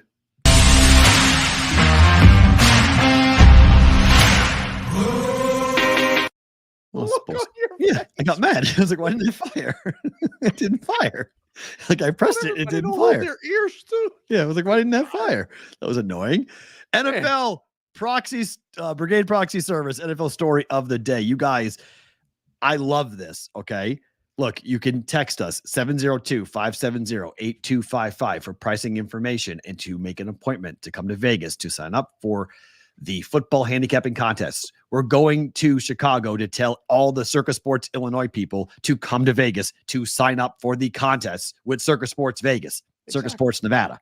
So that's one way. Second way is the website. You can go to thebvbshow.com. There is a big button that says email here. Hit it to become part of the Brigade Proxy Service, to be a part of it. Look, guys, we're not going to talk pricing on the air. However, if you guys are Contour, no. Stop it. No. I'm not turning it down. Won't do it. No. Listen, he controls the show. This is why. It's me and Matt, and I've asked him. He said it's obnoxious. No. I'm glad that it's obnoxious. It's supposed to be obnoxious. Have you met me? So this is true. So I should have you met me? I should make it louder. You're absolutely right. I should make it louder. You're absolutely right, JC. The kids' ears, please. The kids' ears. Kids' ears, my ass. So if you guys want to, well, everyone wants it to be louder. Look at that. Everyone's saying louder. louder. Turn it up. Turn it up. They want it louder. Wow. Turn it up. They want it louder. Hit it again. Hit it again. No, what do you guys don't egg him on here, please. A stinger from Boston. Yeah. Stingers are supposed to sting. I agree, Jimmy Jack. I'm old. I can barely hear. So that's great. That's awesome. We will tell you, and if we're not for you, we're not for you. It's okay. No hard feelings. Like none at all. Like you guys can do what you want. Like we're going to tell you, and you can come in and say, hey, you can haggle, you can offer, you can do what you want. We're not going to play ball like that. But as David said many times, the price is the price. We got one price, one deadline. We're trying to keep it as simple as possible. I know from one, participating in the contest for a number of years, and two, if you start with the different deadlines, the different prices, and other people do that, and that's fine. That's for them. This is for us. I say it all the time. We all we got, we all we need. The BVB Brigade Proxy Service is very simple. We'll meet you when you come here. We'll sign you up, explain the process. We'll be in touch every single week. If you're in the survivor until you're eliminated, if you get all the way to the end, I'll pick you up at the airport and bring you to the hotel myself to get that big ass check if you want. If not, that's fine too. But it's very easy, and it's every single week. We got emails from this past week, Ohio, Kentucky, Hawaii, people coming into town. We'll make the arrangements and, just trying to keep it as simple as possible. And as simple as possible is there's one price and there's one deadline every single week. Yep. Your picks will get in. No problem. So the NFL Brigade Proxy Service NFL story of the week, or the day rather, it's week 1. Ravens at the Chiefs. Yep. Thursday night football. That game will start in the NFL season coming up here. What is your thought on Chiefs -3? That's the line. Right? Yeah, that's 2.5, 3. You pick. That's you're not. It's not 3.5. Not yet. We'll get you. We'll take a bet to get there. We're not giving you a shot at 3.5 open. The hardest part of getting signed up with the Brigade Proxy Service was getting away from the wife and kids for 30 minutes to get signed up. Flip. We can't help you with that, Flip. And listen, I would leave a little more. Like tell them it's a long process if you're going to do that, and then you can get away 45 minutes, an 2 hour, hours, and then there's not. You don't have to rush back because rushing around anywhere in this city is done. Driven around, rushing around. That's why, guys. Silverton, Tuscany. Learn those 2 properties. It helps. It helps to stay away. And Circa's not bad either, but like going down to the Strip is just brutal right now. Oh, leaving the Strip. I mean, I went to Justin Timberlake on Saturday night, and it wasn't horrific, but it was like a reminder. Like there's so many roads. There's supposed to be 4 or 3 lanes that are 2 or 3 lanes. We're already losing lanes. So you went on Friday night to that. Sorry, yes. What did I say? Thursday? You said Saturday night. Friday night I was down there. Right. They're closing lanes already on the weekends. Yeah. Nah, it's not good. This line is good though. This is what it should be. I mean, let the razor blades have at it. It's going to be painted 3 for a long time. We got 3 on a game, the opening game. It's 2.5 at some books though, Dave. It's what? 2.5. Right. It should be. Okay. It's not all if 3. You're going off market 2.5. It's consensus 3, but there are books at 2.5 for the Ravens. A lot of people are liking Ravens. Ravens. Yeah. Oh yeah. Under. Type it in the chat. We got the poll up, so you don't have to do another poll. Bet the over. Already Bet arguing the over under. What's the total? Is there totals up? 49.5, right? 49.5. I didn't even look. I've been so focused on the playoffs. This is one of the things that I did. We would put up lines on every game, and when we put them up, they kind of stay and they sit, and that's fine. So 2.5, 47, 3, 46.5. Yeah, that's fine. Good number. I like 2.5 better because I don't want to get on 3. Correct. Once we get on 3, we can't move. Right. Take all the 2.5s you want for now. Yeah, 46.5 to 47.5. Who's winning that game, boys and girls? You want to talk football? It's week one, Baltimore. It's week Type one. it in there. Ravens. Ravens win outright? Yeah, week one. Because it doesn't on ring night? Yeah. Banner night? It's another reason why. Teams lose ring nights a lot. They're distracted. Ravens are pissed off. Everyone's first response is take the under. Why do we think that? Because of the Ravens defense. I'm going to bet that the non-biased pick of the day in this game right now for one of our regulars, JC from KC, I think he's going to pick the Chiefs. That's non-biased. Non-biased. Non-biased. No. Non-biased. Yeah. It's me taking the Celtics tonight. No bias. Non-biased. Yeah. Totally completely unreported bias at all.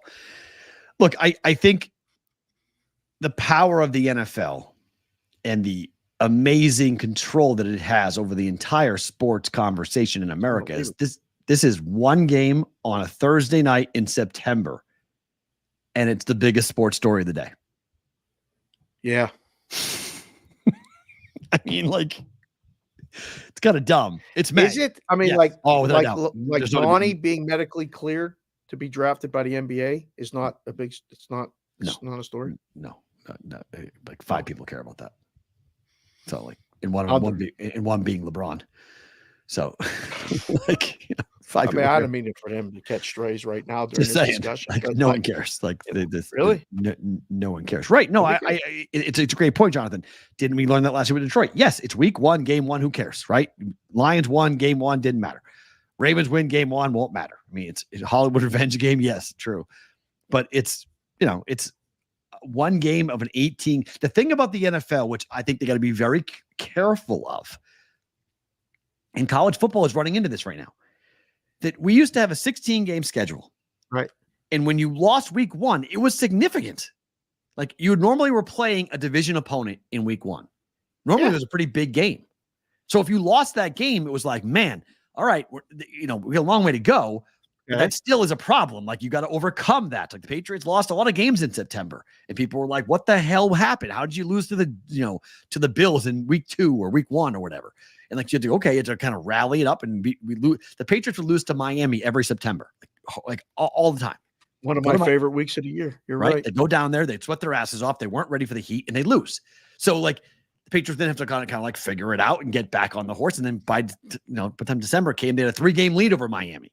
So, but it was so annoying. Like those Patriots teams, they would have bad Septembers all the time. All the time. It was 2-2. Belichick would say, "We don't care about football till November 1st. Tell me my record for the 1st of September, for the 1st of November. Then I'll care." Because that's when they went. They wanted to play their best football January 1st. When the playoffs began, they wanted to be peak. Chiefs are taking a very similar approach to this. Chiefs didn't look good. Won back-to-back championships by not being good in September, October. Worrying. The year is getting so long that week 1 is losing its punch. There's 17 games now. Okay? There's 17 games. We love that it's back. But you go to 18 games, an 18-game schedule. You can lose game 1. You can lose game 2. 0-2 starts were a death knell for a lot of teams. Oh, man, you're 0-2. That's it. Forget it. You're out. 18 games mean you can start 0-2 and be fine. Still win 13 games. Be 13-5, and you're fine. So the NFL, they got to be really careful with this. Like you constantly want more and more games. You're changing what's made this sport so dominant and such a huge deal for everyone's schedule. It's everyone's fall. Like 17's enough, guys. I like 16. I can deal with 17. I don't need 18. I know. I definitely don't. So, especially when they make it harder and harder to watch the games. In college football, I'm watching the games on my phone. I ain't doing it. I'm not doing it. No, I can do that. College football is having a very similar conversation right now about what games, how many playoff games. How many games will a championship team have to play to win it all? 12, 13, 14, 15, 16, 17. Like how many games are we talking about? How many rounds of a playoff? 2, 3, 4. Well, yeah, they're only going to expand it. 8 is not the final number. It should be. But it's not going to be. It's not going to be. 16 might be the final number, but 8 well, it has to be 16. Can't be more than that. No, I hope not. But 6, 8. 12 with 4 buys is better. Yeah, there's a lot of different ways to do it, but whoo boy. All right, tonight, game 5, Rangers up 3-1 on Carolina. Hurricanes are favored. Really? In New York? Rangers. Hurricanes are favored in this game? Rangers. Series is over? Oh, I think it's far from over. Far from over. Oh, I this is going to be the hardest one for the Rangers. Carolina got one. Yeah. Yeah, this is not going to be easy. You think this could be a 4-0 sweep return? No, I don't know about that. No, I mean it's Igor's night. Igor's night tonight. Igor wins the series tonight, as he did in the first 2 games. He's going to have to stop. I don't want to say everything. I don't know if he has to get a shutout. But this game's going under. It's going to be tough. I don't think it's over. This is not. I couldn't bet this game. This is it. It's all. How do you bet this game pregame? I couldn't bet this. How do you do it? I was like, I'm not betting it. I was like, I can't. No. I can't bet it. I was like, I just can't. I was like, I don't know what to do with it. I lean Rangers, but I'm high on Carolina. I've been high in Carolina all year. I'm stunned they're down 3-1. Yeah. I don't know. Hockey heads, put it in the chat right now. Who do you got? NYR or CAR tonight? Most people pick the Rangers, I think. You think? Yeah. Dallas at Colorado. Avs favored, total 6.5. 2-1 lead for Dallas. Wow. Huh. You like Colorado tonight? I do. Yeah. I like Dallas. Not losing 3 straight games. They're not? No. Why not? Because Ottinger's not that good. He's good, not that good. He's good. He's not that good. Not going to play his. He stood his head 2 straight games. 3rd straight game, I'll be stunned. If it doesn't look more like game 1, I'll be very surprised. Power plays they got to score more often than just 5-on-5. Dallas is a better team, but you got to get better. You got to have more scoring opportunities for Colorado. I said this to someone on Saturday after watching the game. Dallas could win a cup. Oh, sure. Play like that. Sure. They're winning this series. They're probably winning the next series. We'll see. And they could win the cup. Dallas game set. That game showed me so much. 1, again, the depth. 2, the speed. All right. Well, it's a Colorado spot. I'm with you, Otto. That's where I am too. Spot play in Colorado. I think the series goes 7. Got to win this game. Home crowd, home environment. They were 31-9-2, I believe, at home this year. Yeah. Avs were tremendous in Denver at altitude. Oh, wow. Okay. Yeah, I'm leaning Dallas pregame. And yeah, I bet Colorado already. Total? This is Colorado over, Denver's under. Okay, it's correlated. Wait, say that again? Colorado over, Dallas under. Oh, okay. Oh, you don't think Colorado can win an under game? They can, but it's like 4-1, 5-1. Right. Wow. I don't know. I think we get almost the same game we got Saturday. Low scoring. Okay. Final score is 3-2, 4-2 max. I think under. And I don't know. Colorado, you're right. They have to. I think they got to get power plays. They are not scoring much 5-on-5. Their power play was like killing. Carolina's was in the first couple games, right? Oh, it's over. I don't think they got a power play goal yet. Who? Dallas? They're over the series. Avalanche? On a power play, yeah. No, game 1 they scored 2. That's how they came back in game 1. Remember? Oh, right. 4-3 win. Yeah. Their power play, how they got back into the game. I don't know if they scored a power play goal since game 1. No, they did but not. Game 1, they didn't in game 3. They did not in game. They didn't in game 3. Yeah, they had multiple power play goals in game 1. Wow. Oh, good point, Otto. Don't bet over 6.5. Wait for it live, because it will drop. Yeah, I agree. That's actually, if you like over 5.5, you'll get 5.5. You might have to lay some big juice early, but right, it'll flip. To the NBA tonight, Boston ripped Cleveland in game 3. They're 8.5-point favorites tonight. Total is 207. Yeah. I was trying my best for you, Cleveland. I really was. I want to say this is the same as the last series, and Boston destroys in game 4. I just have this is the game Cleveland wins.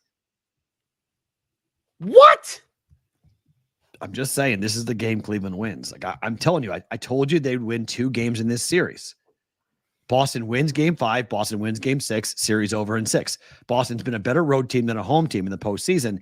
It's just they blew them out in game 1. They lost game 2. They didn't blow them out, but they beat them pretty good in game 3. This could be the game they lose. This could be the Mitchell 50-point game tonight. Really? Mm-hmm. This could be the nuclear, unbelievable, I'm going crazy. What the?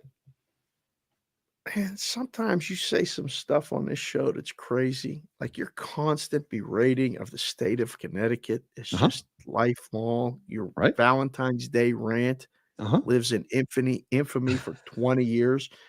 You just came on this show that's called Bostonian versus the Book, and you're the Bostonian that said they could lose tonight in Cleveland? Look at the last 2 years, the numbers would say that there's absolutely value in taking a flyer on the money line tonight and taking that plus for Cleveland. Boston in the last 2 years has lost 4 games outright as double-digit favorites. If you expand that down to like 6 points or higher, it's like 8. Like they lose games as big favorites all the time. Wow. They just lose focus. They don't have a killer instinct. They take the night off. Yeah, CBW, they just take the night off. I think it's going to be easy. And then they lose, and they get ripped, and the press comes after them, and they get scared. They go home. They'll beat Cleveland by 25 at home. They'll go to game 6. They'll beat them in 6. This is water in my cup. What is in your thing? You think I'm nuts, huh? Okay. Boston to cover tonight? I hope you're right. I haven't touched this. I'm not betting this game. I have no action on this. Nothing. Not Boston's. For all you guys who want to say, I've had 3 DMs this morning.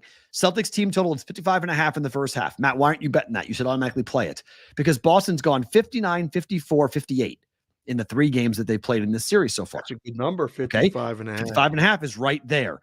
I don't trust it. Okay. Boston has not, it's 2-1. You go, Matt, that's 2-1. That's profitable. Okay. But in game 2, they scored 54 points in the first half and lost. So if they score 54 points again, they can lose this game. Like they lost game 2, they can lose game 4. Put up a new poll for the people. The spread, you got to make it 8.5. That's pretty much painted 8.5. I want to see what the boys and girls do with this one. I think we'll get more laying it. Yeah, 100%. I mean, Boston's a better team. There's no you're making a case for. I already voted. That's done. What in the world? Wow. I have okay? no money on it. I have no money on it. Okay. I've not touched this game for a reason because you could very well be right. But I feel about this game the same way I feel about Carolina and the Rangers. Could make a really good case for both sides. So I'm not betting it. Not touching Point spread's perfect. It has to be over 7, but it can't be 10. Where do you put it? Right in the middle. Got there already. 8.5. Some books opened up 8 and they got to 8.5. The sooner you get to the number in the book, the better. All you need to do is move the damn number and boom. Now you sit and take all the bets. This is great. But I'm already planning the show for tomorrow and talking to a couple people about coming on. This will mess up everything if the Celtics lose outright. Why? I'm gonna have to. Why? I'm gonna have to come on in Cleveland stuff. Okay. This is. I'm just telling you.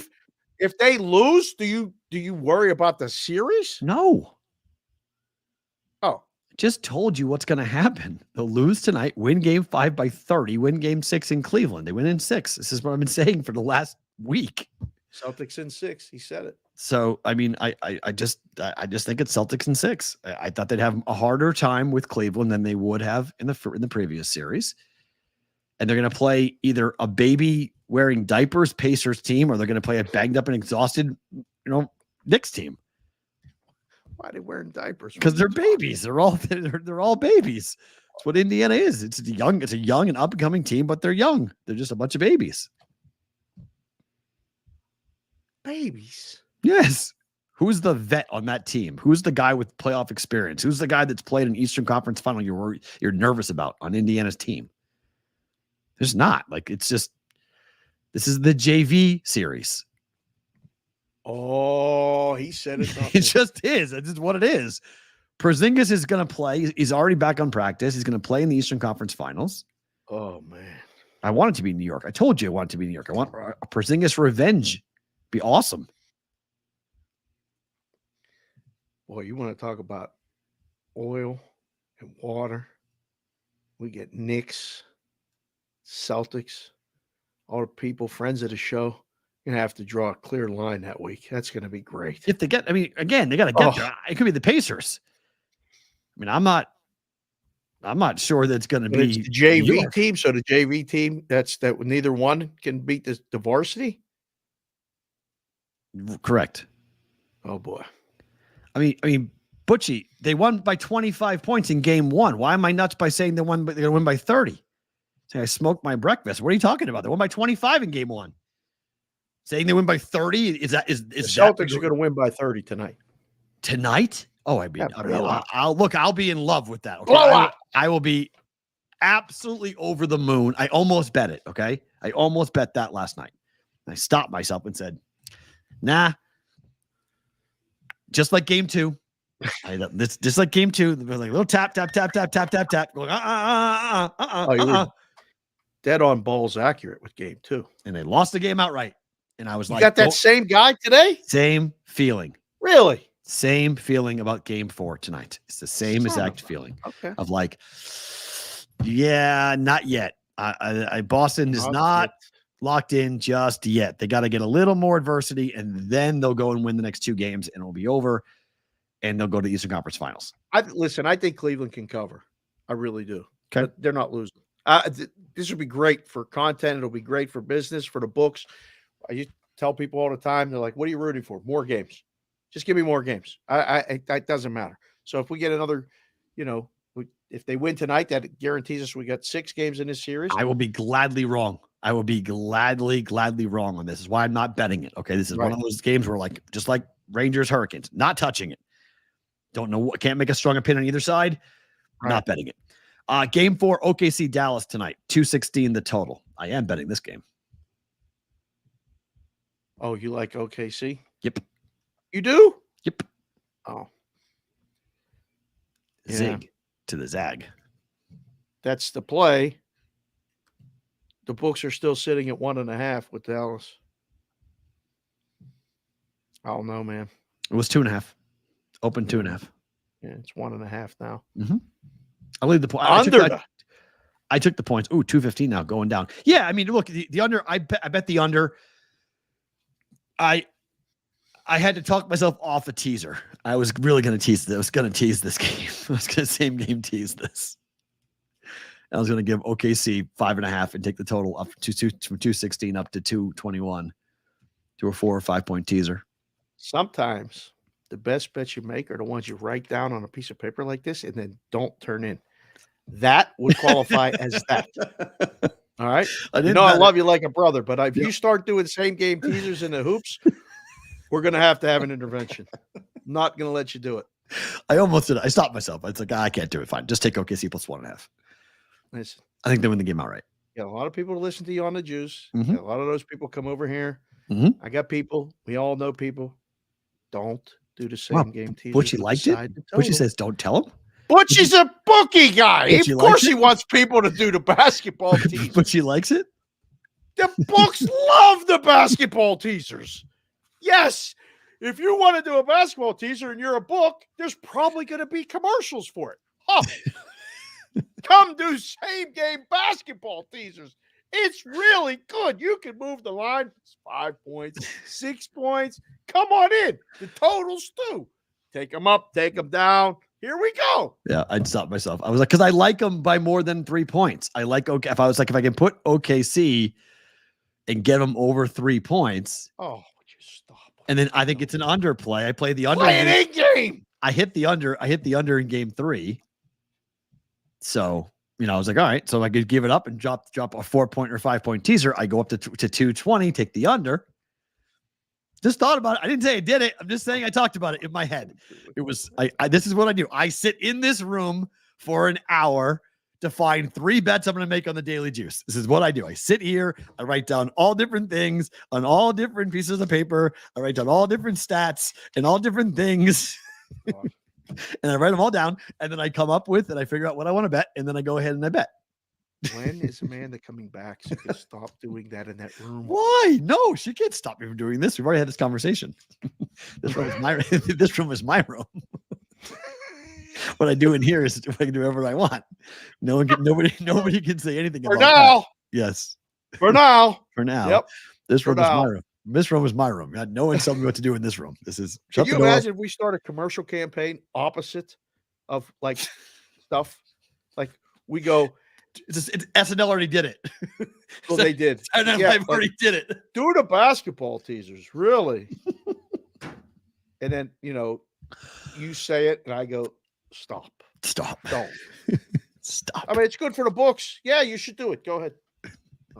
Before we let go of Sports Grid and Sirius XM, report has come out today. Get ready. Holy crap. College football playoff national championship in 2027 for the 26th season to be played here in Las Vegas. New Orleans in 28, Dallas in 29, Miami in 30 are also negotiating to host future title games. Houston, Phoenix, Tampa are there in the Wayworth. What do you make of, we've seen the Super Bowl, the college football national championship will host the 26th season, 27 game, but the 26th season. So not this year, not next year, the year after. Is it CES week too? Well, no, remember they're pushing it back in later in January because there's more rounds. So it's mid-January, not beginning of January. Right. I think that's CES week here, which would be a total nightmare of getting in and out. Like we need more stuff here. January 7th to January 10th. Oh, okay, good. All right. Wow. So that's great. Listen, it's more stuff and it's here. So it's more opportunity for people to come and, visit, say hello. Yeah. So according to the article, 3 years ago, the CFP originally sought Las Vegas to host the championship game on January 5th. However, Las Vegas and the CFP could not resolve a conflict with the annual CES Consumer Electronics Show, which is held every year in early January. The CES, which brings nearly 200,000 visitors to Las Vegas, requires thousands of hotel rooms and convention room space. Right. So Atlanta was chosen. Yeah. Show in Vegas, like a convention show. Yeah. Every year. The number tons of people come for that. 200,000 go to CES. 400,000 come to town. Like it is insane how many people are here for that event. It is, yeah, and it's so busy, and it's usually NFL playoff weekend. There's the end of the bowl games and all that other stuff. You're right, Chris. I'm just assuming at this point every big sporting event's in Vegas. Yes, it should be. Come on. It's why we live here now. It's why we're not going anywhere. Everything's coming here. I'm not leaving. No, I'm not. Everything's coming here. Why would you go anywhere else? I'm not. Well, I mean, I moved here. There were no sports. Everybody said you should move somewhere where there's sports, and you should do this and you should do that. And I'm like, you know what? I like the weather. 1 and 2. Right. Come 2027, that year will be the real ramp up to baseball, and it could be the first year for the NBA. I mean, it's always been a place for fights, and now we get these UFC fights, we get boxing fights, in addition, we have a hockey team. There's a football team here, maybe getting baseball at some point. Basketball's coming. It's inevitable. We're going to have an NCAA Final Four. We've had a regional already. It's craziness. I love it. Big Ten football championships will be here. What? Yeah, you know that? Big Ten football, Big Ten basketball, yeah. Hold on. So the Big Ten championship is going to be in a place where there's not teams? Yeah, because it's West Coast. It's a neutral site. They're cool with saying it because you're the West Coast. The Big Ten West Coast teams need a championship game they can go to. They can travel to. Penn State Big Ten championship one time in Vegas. Please be the year. Please. Yep. Oh my goodness. That's so exciting. It's possible. Wow. You guys get to see Michigan every year. What does that mean? Means you guys are never getting there. Michigan will own your division. So Michigan will be getting there every year. It wasn't nice, Claire Chick. Damn it. Hate when he's right. So it's just a rotation, but it's coming because of all the West Coast teams. You have four Big Ten teams on the West Coast now. You got to bizarre. You got to so find weird. I watched the last Pac-12 softball tournament ever. Yep. They had this promo. I was almost in tears. We'll talk about it more bonus time. If you guys are live on YouTube or Twitter, don't move. You're with us on SiriusXM on the replay on SportsGrid as well. Thank you for being here. Back tomorrow, same place, same time. The rest of you, don't move. Bonus time starts now.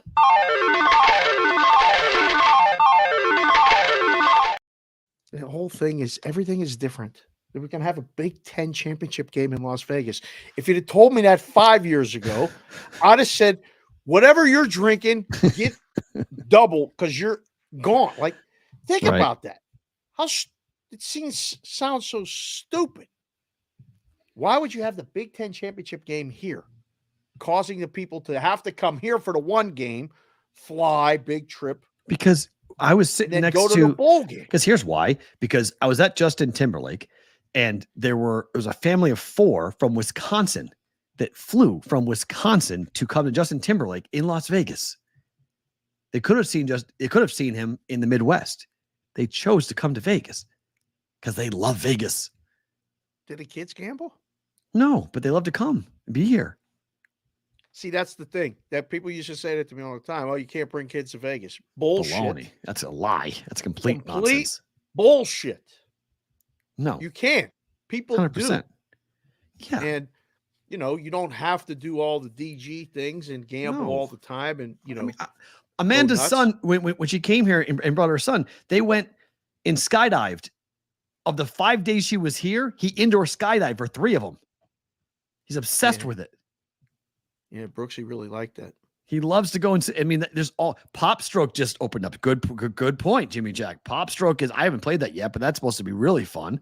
It's like big boy mini golf. Right. There's so many. I mean, one of the best things you guys don't do, what you should do, is the Arcade Hall of Fame, which is so cool. For $20, you give your kid a roll of quarters and buy. Like they're just for a 2-hour thing. They're playing bubble hockey and ping pong, all different games, and pinball, and it's awesome. It's the best. It's so many cool things to do going on. Do you think kids play pinball though? Yeah, my daughter. She'll play it. Well, yours does. Mine does. I think kids will. Sure, it's video games. It's lights and sounds. It's what kids love. Ding, ding, ding, ding, ding. It's a kid version of a slot machine. Mine's been back to that claw place like 3 times. Really? Yeah. Your kids are good at that. You got those things down on lock. You should see this gigantic thing they brought home over the weekend. It's fun. I mean, it's literally it's the biggest stuffed animal I've ever seen in my life. The thing about Vegas that I'm really in loving all the Pinball Hall of Fame. Thank you, JR. So I call it the Arcade Hall of Fame. Sorry, it's the Pinball Hall of Fame. Thank you. You're right. That's what it's called. But there's a lot more than just pinball there. The Vegas is becoming a real city. And what I mean by that is there's pockets of things to do in different places every time you come to town. Correct. So like if you love eating, some of the best restaurants are in Chinatown, and people don't know this, but I'm not talking about Chinese restaurants. I'm talking about restaurants. Right. So the best restaurants in the city are off the strip now. They're not just in casinos. They're off the strip. Downtown Vegas has an incredible, really cool vibe to it with neat things to do. I talked about the laundry room, the speakeasy that I went to with Amanda over the weekend. The Whisper Place. The Whisper Place. But like, and a guy pissed me off. The bartender was whispering so quietly, it pissed me off. I actually got mad. Actually, I was getting frustrated. Oh, it wasn't fun. It wasn't fun. Like he was talking so quietly that he was whispering so quietly. I caught like every 2 words that he was saying. And he went into a whole big long history of, if you guys know what a Sazerac drink is, it's a drink that was started in like 1750. And so like, I said, like, can you make me a Sazerac? And he was like, well, there's 3 different iterations of Sazerac, which I wasn't aware of. There's a generic, a New Orleans, and a New York. Trying to say which is which. And like, I was trying to understand him. I was getting very frustrated. So that pissed me off. But there's just neat things to do. You come out here where we are out in the Western part, like where Red Rock is or Durango, and they're brilliant, beautiful, new, sparkling casinos with awesome pools and awesome things to do. Yeah. Go to Red Rock. You can go outside, camping, hiking, like go to Mount Charleston, go skiing. Like it's just really a cool thing to see all the different iterations of this town where it's not just come here and play slot machines. It's what locals have known for a long, long time. And I think that's one of the strengths of the show. SoCal. No, don't talk about the food at Chinatown. One of my go-to spots when I go there to get away from the other tourists. That's true. Yeah. But we've known this for years. I tell people this all the time. I mean, like, I got my guy Iggy. He's opening up a couple places that hopefully, I'm trying to get people, if they come and sign up for the contest, we're going to get you out to one of his joints to go enjoy a meal off the strip. There's things to do. There's places to go, things to see. It is becoming, it's always been for us that live here, a city. Yeah. It hasn't been for a lot of people. Right. And between the sports teams, the events, and different things, it is becoming noticeably more than that, which is cool for us. I have a hard time with Henderson. I like Henderson, but I don't love Henderson. I have a hard time with it. Why? I know it's it reminds me of the Midwest and the South too much. Well, the nickname for Henderson is Hendertucky. Correct. That's why, and it's accurate. So. But it's a good speed for a lot of people. Like it is. It's old. It's old Vegas. It's where it's where all the money is. Where Floyd lives. It's where there's like the most expensive places to live in Vegas are in Henderson. The biggest houses are in Henderson. The biggest developments, biggest lots are in Henderson. Biggest lots down there. Yeah, Celine Dion's neighbor just broke the sale of his house. Just broke her record for the most expensive sale ever. $30 million for Celine Dion's property. Was the record for the highest purchase price. 35 million now is because her neighbor just got sold for 35 million. Wow. So, yeah. And I mean, and you're right, JR. The city is expanding quickly. South, like Durango, the reason why they built Durango where they built it, which is on the 215 in between the strip and where I live, is because of everyone that lives south of 215. It's exploding down there. So, and that has been too. I mean, there's just sprawling neighborhoods, the golf courses, all that other stuff. But there's a pocket of that all around town. I mean, we've seen what's going on up at the Northwest where I'm at. It's where you are, my gosh, it's an explosion. Yeah, I mean, the population is growing so fast is that they can't build schools fast enough. Like they got to build more schools because the kids are getting schools are being overcrowded because there's just so many kids and people moving in, and mostly it's California people or people from the South. Or coming in and being a part of it. Midwest people love coming here, and I would too. I mean, that's why I came here in 2015. I saw it when I moved here. I was like, man, this is going to be pretty neat. And I'd seen Omaha and Des Moines after they had really gone through most of the changes that caused them to be bigger cities. Vegas is nowhere near done. Like baseball and basketball coming here, we're going to have all 4 teams here. No, I'm not saying it's going to work. Okay, I think this is a 3-team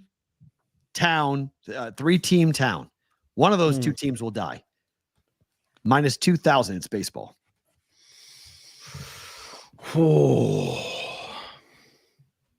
Yeah. And Wahlberg is building a studio by my house, a mile from where I'm sitting. Yeah. He's building the new Hollywood. Right. They're going to do that. Right. Shoot stuff here. There's so many even more California people to Vegas. It's going to be ridiculous. Yeah. When they all come. So it's a neat town. It's a different place for sure. Time for Better to Book It.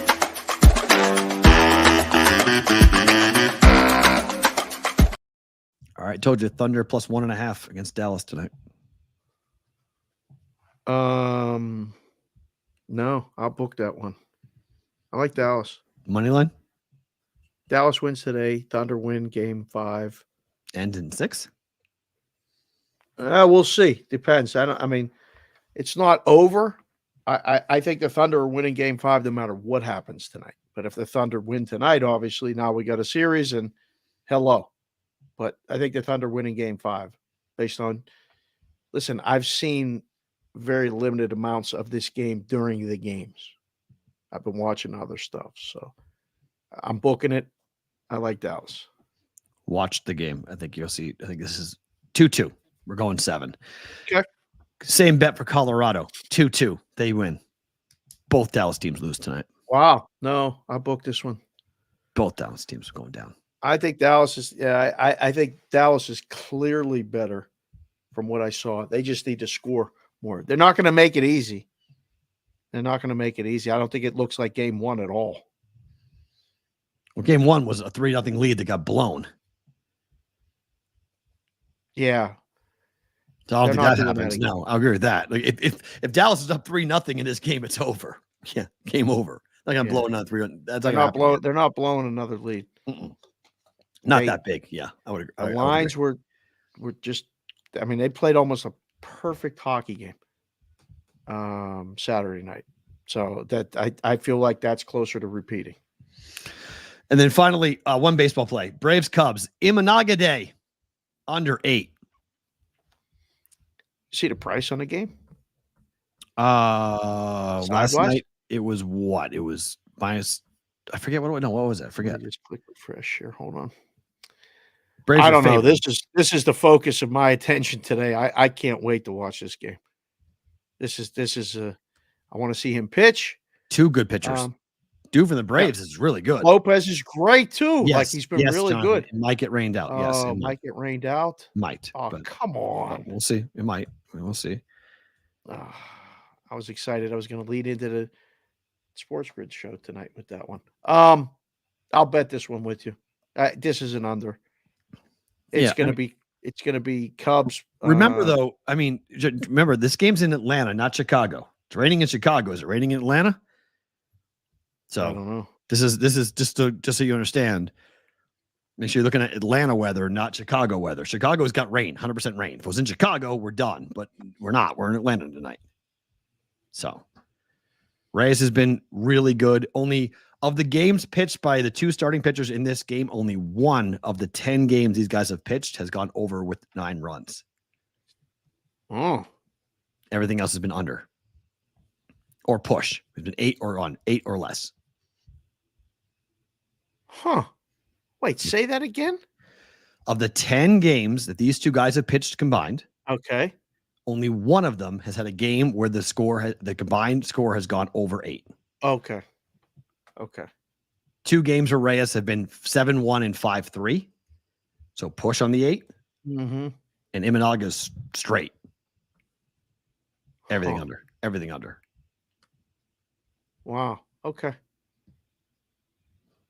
I have one for you. Better to book it. Mm-hmm. Brewers over the Pirates. I have Brewers. You have Keller pitching. You're taking the Brewers? Yeah, Brewers. Bet it. It's Mitch Keller day. Okay. Against Keller. I was hoping you were saying you would bet Keller. No, I go against Keller. I'm not a fan. Brewers have not played their best baseball yet. Covey. Cubs money line. Cubs money line. I agree with Covey. Like you said, on the Brewers. There you go. Brewers. Brew. Everyone's Here we go. Group ride. Here we go. Remember we used to do that in the Discord on Saturday mornings? Bad idea. Never worked. We let whatever one everyone voted for. Went my against. God, that whole season was it was like 2-10. Worse. It was 2-14. Really? It ended on a 1-10 run. Oh my God. Yeah, right, JP. I don't like the Celtics. Dave doesn't like the Bucks. Yep. Yep. There we go. No, we're not homers. That's true. Definitely not homers. Yeah. No, but like Keller's numbers against the Brewers. Right there. Who just put that in the chat? Oh, that's Moonoff. Hi, Moonoff. Thank you, sir. Look at that picture. Moonoff looks like a movie star in that picture. Yeah. Fade God, you Keller. look good, kid. I fade There's Keller. Keller's numbers. 0-4. That's all right. We're looking at all the same stuff. Yeah. 6.37 ERA and 7 appearances versus the Brewers. That don't just go away. Nope. Favorite thing about today is what? 2 things. Actually, in my hand, there's 4. But hats. It's hats. There's lots of hats. The White Sox hat, the Bears hat, the Bulls and Blackhawks hat, and on my head is the Cubs model, which can double as a Rangers for tonight. But the added addition of this Boston versus the book thing on the back. It's sick. It literally just had me so excited. And when I get the kids to give me a compliment, like they're like, "Daddy, that's cool." Oh, okay, thanks. Anything else I'm doing, not cool. Wasn't cool that they didn't invite me to IHOP yesterday to go eat for Mother's Day. Said, "You're out." Turns out, worked out okay.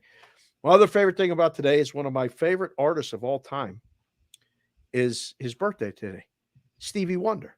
Oh, hi. Stevie Wonder's birthday's today. And I remember hearing Stevie Wonder as a kid. Right. And thinking this sounds different and going, wow, I want to hear more of that. And then realizing that, he was blind, seeing him for the first time perform, going, how is this possible? It just reminds me again of like when you're a kid, it didn't matter. It was like, wow, this guy's blind and he can sing and dance and play these music like this and all this other stuff.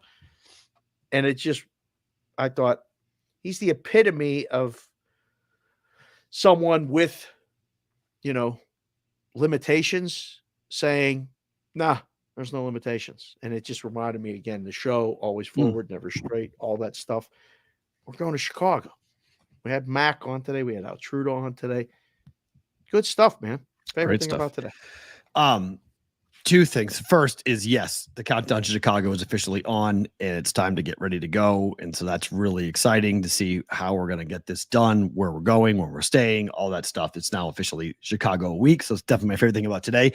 A reminder that Tuesday's show, normal, Wednesday's show, early, Thursday show, evening, afternoon, 4 to 6 Eastern, late start into the evening for BVB at dusk. Basically not after dark, but at dusk. Prime time for BVB.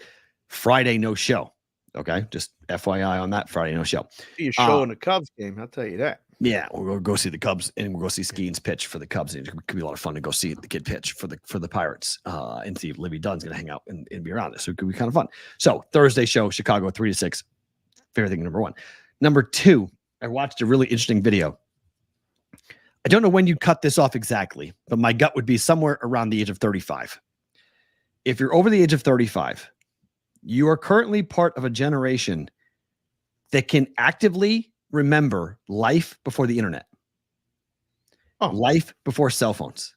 Me. Okay. Yep. If you're 40 plus, 100%, you can remember life before the internet. Mm-hmm.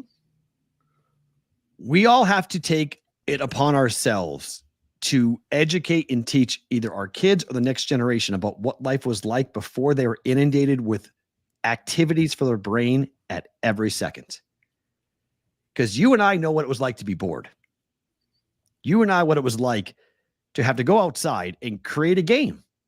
That when I had to go play, I had a game. So I had a ball and a bat and let's create, that's a base, that's a base, that's a base. Okay, we're playing stickball. Let's go. Home runs over the trash can. When it goes over neighbor Smith's house, that's out of bounds. We created things just out of thin air. Kids now have it on their system, and we have no fucking idea what it's going to be like for our generation to grow up without having any of that.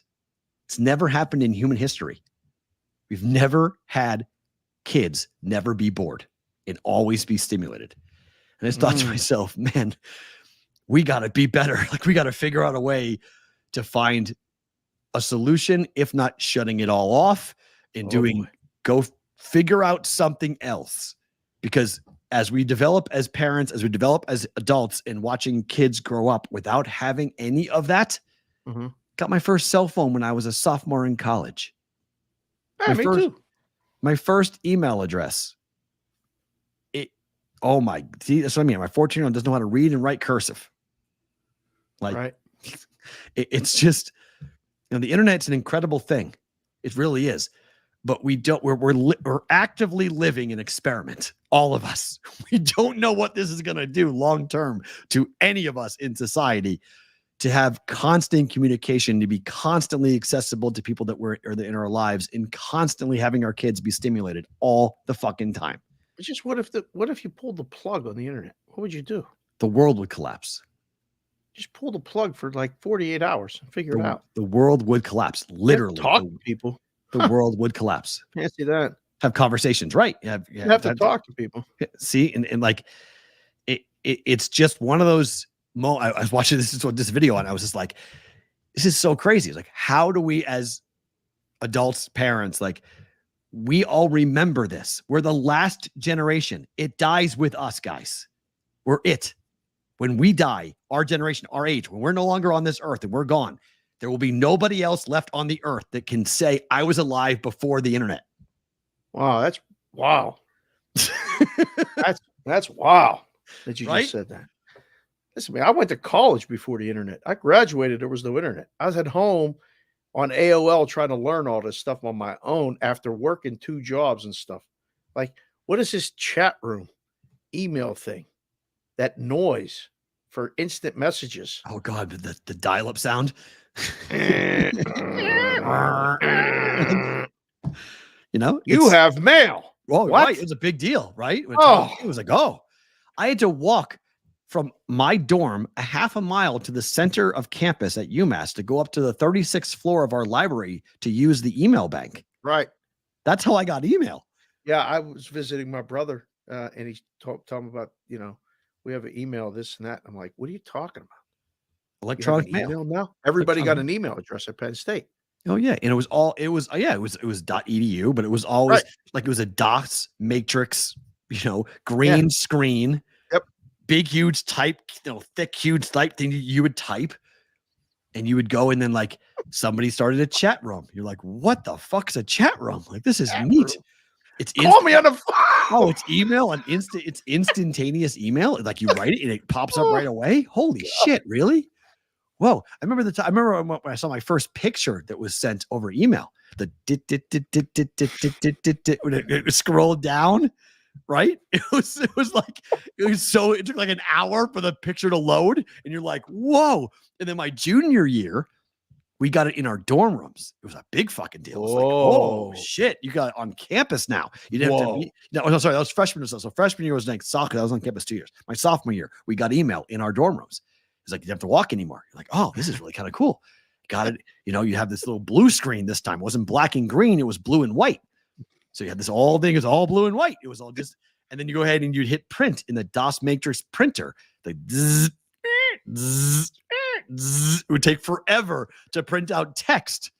Forget pictures. It was text. So our generation, we're the only ones that remember life before cell phones and the internet. If I try to explain, I saw somebody posted in the chat. It flew by already. I forget who it was, but we played a game called Kick the Can. Did you ever play Kick the Can? I mean, kind of like iterations of it, but sure. We played hockey with it, but yeah. Oh, okay. So like we put a can in a square that we drew on chalk line on the middle of the street. And then you would run in the neighborhood and hide and sit there and wait for the person to come find you. And then if they found you and you raced to the can and they beat you to the can, then you had to sit there and wait for one of your friends to come kick the can to release you. We used to sit for 2 hours hoping that the guy wouldn't come find you. And if he got close, you moved. Otherwise, the game was to go sit in the dark and hide. And then when you had a making for a break for it, go rescue your brother, your cousin, or whoever else. Like, it's the dumbest thing in the world. Jailbreak. Well, there's different names for it. It was that's what we did for out. What are you guys doing tonight? Playing Kick the Can when the sun goes down. Really? What time you got to go home? We got to be home by 10:30. Mom said to be home by 10:30. Mm-hmm. For 2 hours, 8 o'clock to 10:30, you may not have moved more than 30 seconds if you had a really good hiding spot. There was a kid in the neighborhood. His name was Bob Alexander. Mm. He's probably in a Russian spy now. He's hiding somewhere. We couldn't find him. We didn't find him the whole night. The game ended. Anybody see Bob? We didn't see him till the next day. Never knew where he hid. But that's you talking about it like it's funny. It's actually alarming. It is. No, it's our generation. We're the last ones that are going to be able to explain to people. Nobody's going to believe us, P-Roll. Right? But we saw this. We saw the world before any of this, and we remember the world before any of this. So my favorite thing about today is that video I watched reminded me of we got to keep this conversation going. We got to us our age. We got to talk to people, talk to our kids, and talk about what was life like beforehand. Because at some point, this experiment of being connected to everyone at all times, at every moment, might not be the best thing for us. It is freeing to put the phone down. There's no debate. JR, they're on their phones during class. Forget when I walk in. They're on their phones during class. Straight up. That's some bullshit, Professor. Of course. And I need you for an hour and a half. Like your class is like an hour and a half, right? 90 minutes. Hour 15 minutes, yeah. Put your goddamn phone down for 75 minutes. Right. You're paying for this class. And I turn it off. I'll literally walk around the room and I'll tap my finger. Oh, you're the tap guy. Okay. And I'll walk around. Okay. I'm coming to watch you do class. This next semester, I'll blow the sports grid. I'm coming one of these, like a week. I'm just going to come and observe. Just watch, and because some of the kids get bored, and I'm like, okay, I know this is not about you, and I'll tell them, okay, I know this is boring for you. I know this is not what you're into right now, but you have to have respect for your fellow people, like your fellow student. It's 75 minutes. Correct. I go put the phone down, I had a long We're talk. Here. So I'll end it with this. I got a message from a mom of a kid in my class this past semester. He's very, very, very talented. He's already doing major stuff in hockey. He's got the look. He loves the sport. He was from Boston. He lives here and he wants to be in hockey, and he's covering the Golden Knights. He works for Channel 3 here in town. He's really, really good. But he was a kid on the cell phone during class. He was slacking off, going crazy. And I literally sent him an email and I said, look, I know you're a senior. I know this has been beneath you, but you're a leader in the class. And I'm somebody who has hired kids who have worked in this classroom, who have hired. So if somebody came to me and said, should I hire you right now? I'd have a hard time saying yes, because you don't put your all into everything that you do. And if you take everything seriously, you're very good. But when you don't take it seriously, you're not good enough to skate by. Like, you can't do that. You have to actually try. And for that moment on, I said to him, he picked up, he changed, he was on the ball, he was great the rest of the semester, got an A, and we're all good. His mom emailed me last night and just said, parent to parent, I see all my son's emails. I make him show me all the emails. I saw your email. I saw what you did for my son. I want to say thank you for being hard on my son. We have to be hard on our kids. It was awesome. Perfect. It was great. I was like awesome. So it was really cool to have that moment of like, that just made my morning. Get the kid off the phone.